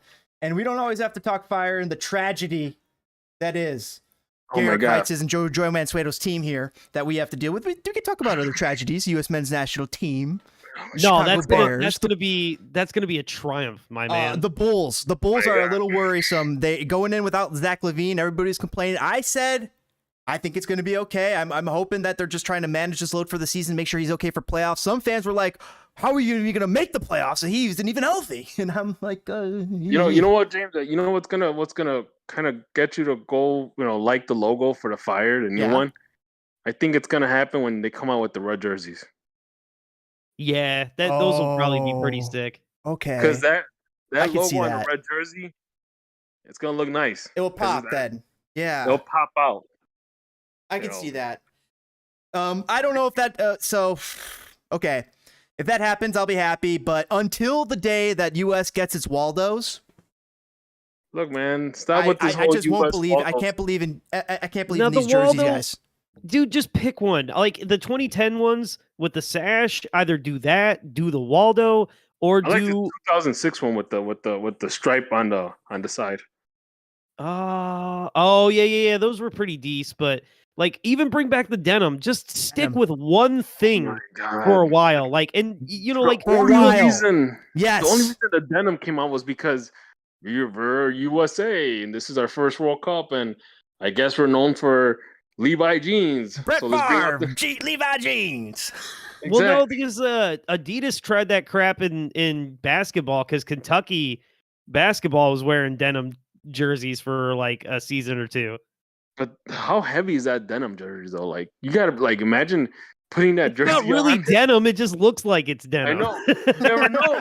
I don't, you know, I'm just saying. I mean, it looks like denim, but look, then again, it looks like shit. Then Oh yeah, man. you're gonna wear a faded out blue shirt. Yeah, good look on you, buddy. Hey, But that's what it is, and it was a look. But I do agree with what you're trying to say. Pick a look, run with it for a few years, because the identity for the U.S. men's national team is very flavorless. There's They need to get a new logo too. That whole giant, bold capital USA on it is not working out. I does like USA the- Shield. Yeah, I'm not a big fan of it either. Yeah, they could have gone. This needs the Chicago Fire treatment. This USA, whatever they did the Chicago Fire logo, a little bit of that on this, lighten it up, freshen it up. I still think that there's a weakness to the Chicago Fire crest in the colors. Like there's nothing strong about it. Do you get what I mean by red, that? Like there's no strong. Yeah, you need that strong red. It has it on there on the crest on the new one. It has that C, and it has this. I'm gonna have to go to the it to star. double check, because even though I know what it looks has like. the star, the City of Chicago flag star, man. You know what I bought? You know why I bought one of those hat? Like, Yeah. I saw that hat that had like the 4 blue or the 3 blue stars and the 1 red on the front, and then it had the logo on the back. I was like, oh, that's so cool. I'm wearing it, and I'm like, ew, gross. It kind of like looks all Blue Lives Mattery and shit. Like, I'm like, I don't know, but Hey, because most people don't know the Chicago flag like that, right? Like around town, it's fine, but like, I don't want to be saying the wrong message. You're not saying the wrong message. You're saying the message. You're from Chicago. Mhm, Well, who mhm. cares what everybody else says? You're Chicago. I don't care. Like if I had a Chicago flag hat and some idiot thought it was something else from Oregon or something like that, or one of those woke states, I wouldn't care.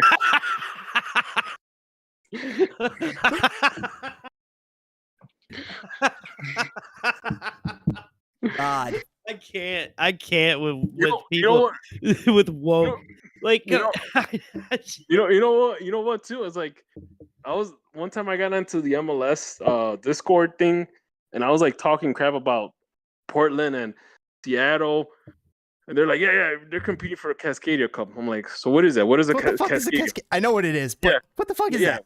It's What just is like it? the same thing with the FC Dallas, the Burn Cup. What the fuck that Brimstone is? Cup. That's why I hate. Like, I love Seattle. I'm so jealous because No, but the here's the thing. Cascadia Cup is just as worthless as the Brimstone Cup, but yet somehow it's still cooler. But here's the thing. I'm like, they're like, yeah, it's a rivalry cup between Seattle, Portland, and Vancouver. I'm like, okay, so it's the World Cup. They're like, what? It's not the World Cup. I'm like, and I think someone chimed in. They're like, yeah, he's not wrong. Oh God.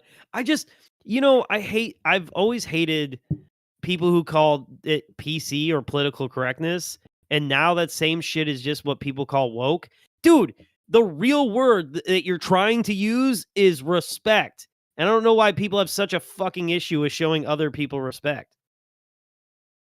It's hard nowadays, man. And all it took is for someone to have a platform to really unleash people's really real inner thoughts. Put it like that. I feel like the respect is often given and often deserved and often never given sometimes. I mean, this thing about respect in this day and age, yeah, people will give you respect and then they'll go and they'll back tweet you and then they won't give you any respect. I mean, like, respect and chivalry are kind of dead in some ways, in between strangers.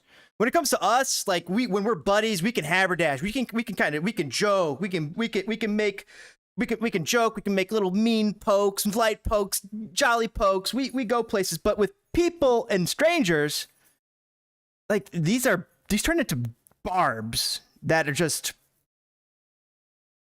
I don't know, man. There are people on Twitter that I have not talked to since June, or since May. Oh, what happened in June? What happened in May? Huh?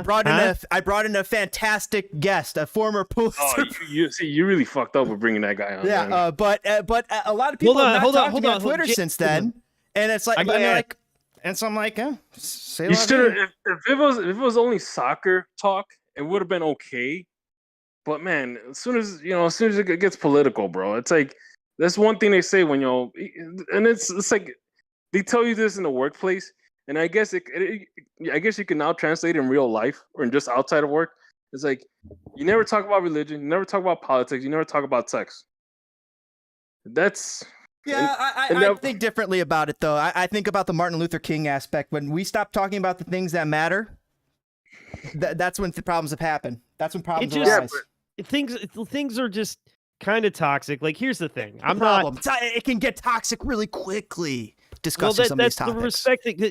The problem is we're at a place in time where, for lack of a better term, bigotry and even just classism or like just the need for someone to prove that they're better than someone else or get something that someone else doesn't get it, or just like I was born here so I'm the one lucky enough to have it. Like I don't get down with that shit, and that's not discourse anymore. Like that's just straight actual like that isn't tolerated. That shouldn't be tolerated. It used to be small scale, all that stuff too, before the days of social media. You had those brigands, you had those braggarts, you had those types of people, but they didn't have the power of social media. Right. And that's why we were able to ignore them a lot easier. Yeah, and now they became almost unignorable sometimes. We fought over things like tax brackets and shit like that, and now it's like we're back to these kind of like issues that led to world wars and shit. Yeah, that's the thing. Like, I was like a little taken back when you invited this individual, and I figured it might just be soccer, which is fine because this individual's a real big soccer fan. But I think the problem is that once it gets political, and I hate talking politics at this point. Because talking politics now compared to 20 years ago, it's a night whole and different day. game. Yeah, whole different game. People were actually civilized. Crap, guys! I've got a dip. Right, I love you, DPG. I love you, James. Everyone, good night. Good night, Toke. But yeah, it definitely was problematic for some people, but we didn't talk politics. We talked fire. We talked Chicago. We talked Chicago mob, and Chicago firing Guti, and we had a blast doing it. But a little bit about food.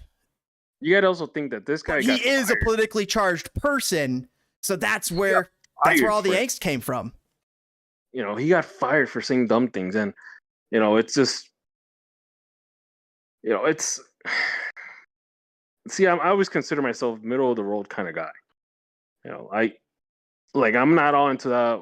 I'm not all into one end of the spectrum or the other. And it's, I guess a lot of it, you look at life differently. Once you get married, you have kids.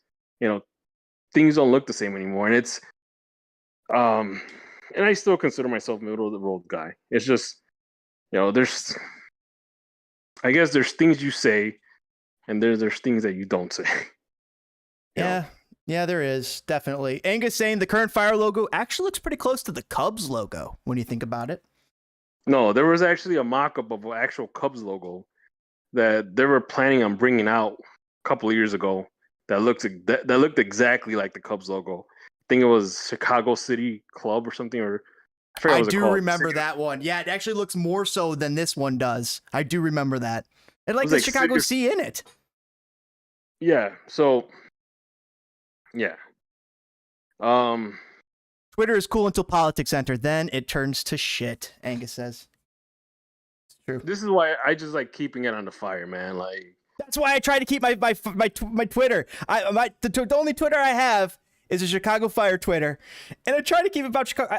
I could follow political people. I might follow some slight. But I try to make it more soccer focused and just let it be soccer, because it's kind of, I try to let it be my escape from this bullshit, because I am plugged in. I know what the fuck's going on, and I'm worried about it and concerned about it. And sometimes you want to escape those worries for a few minutes so you don't have that stress just boiling into your skin all day.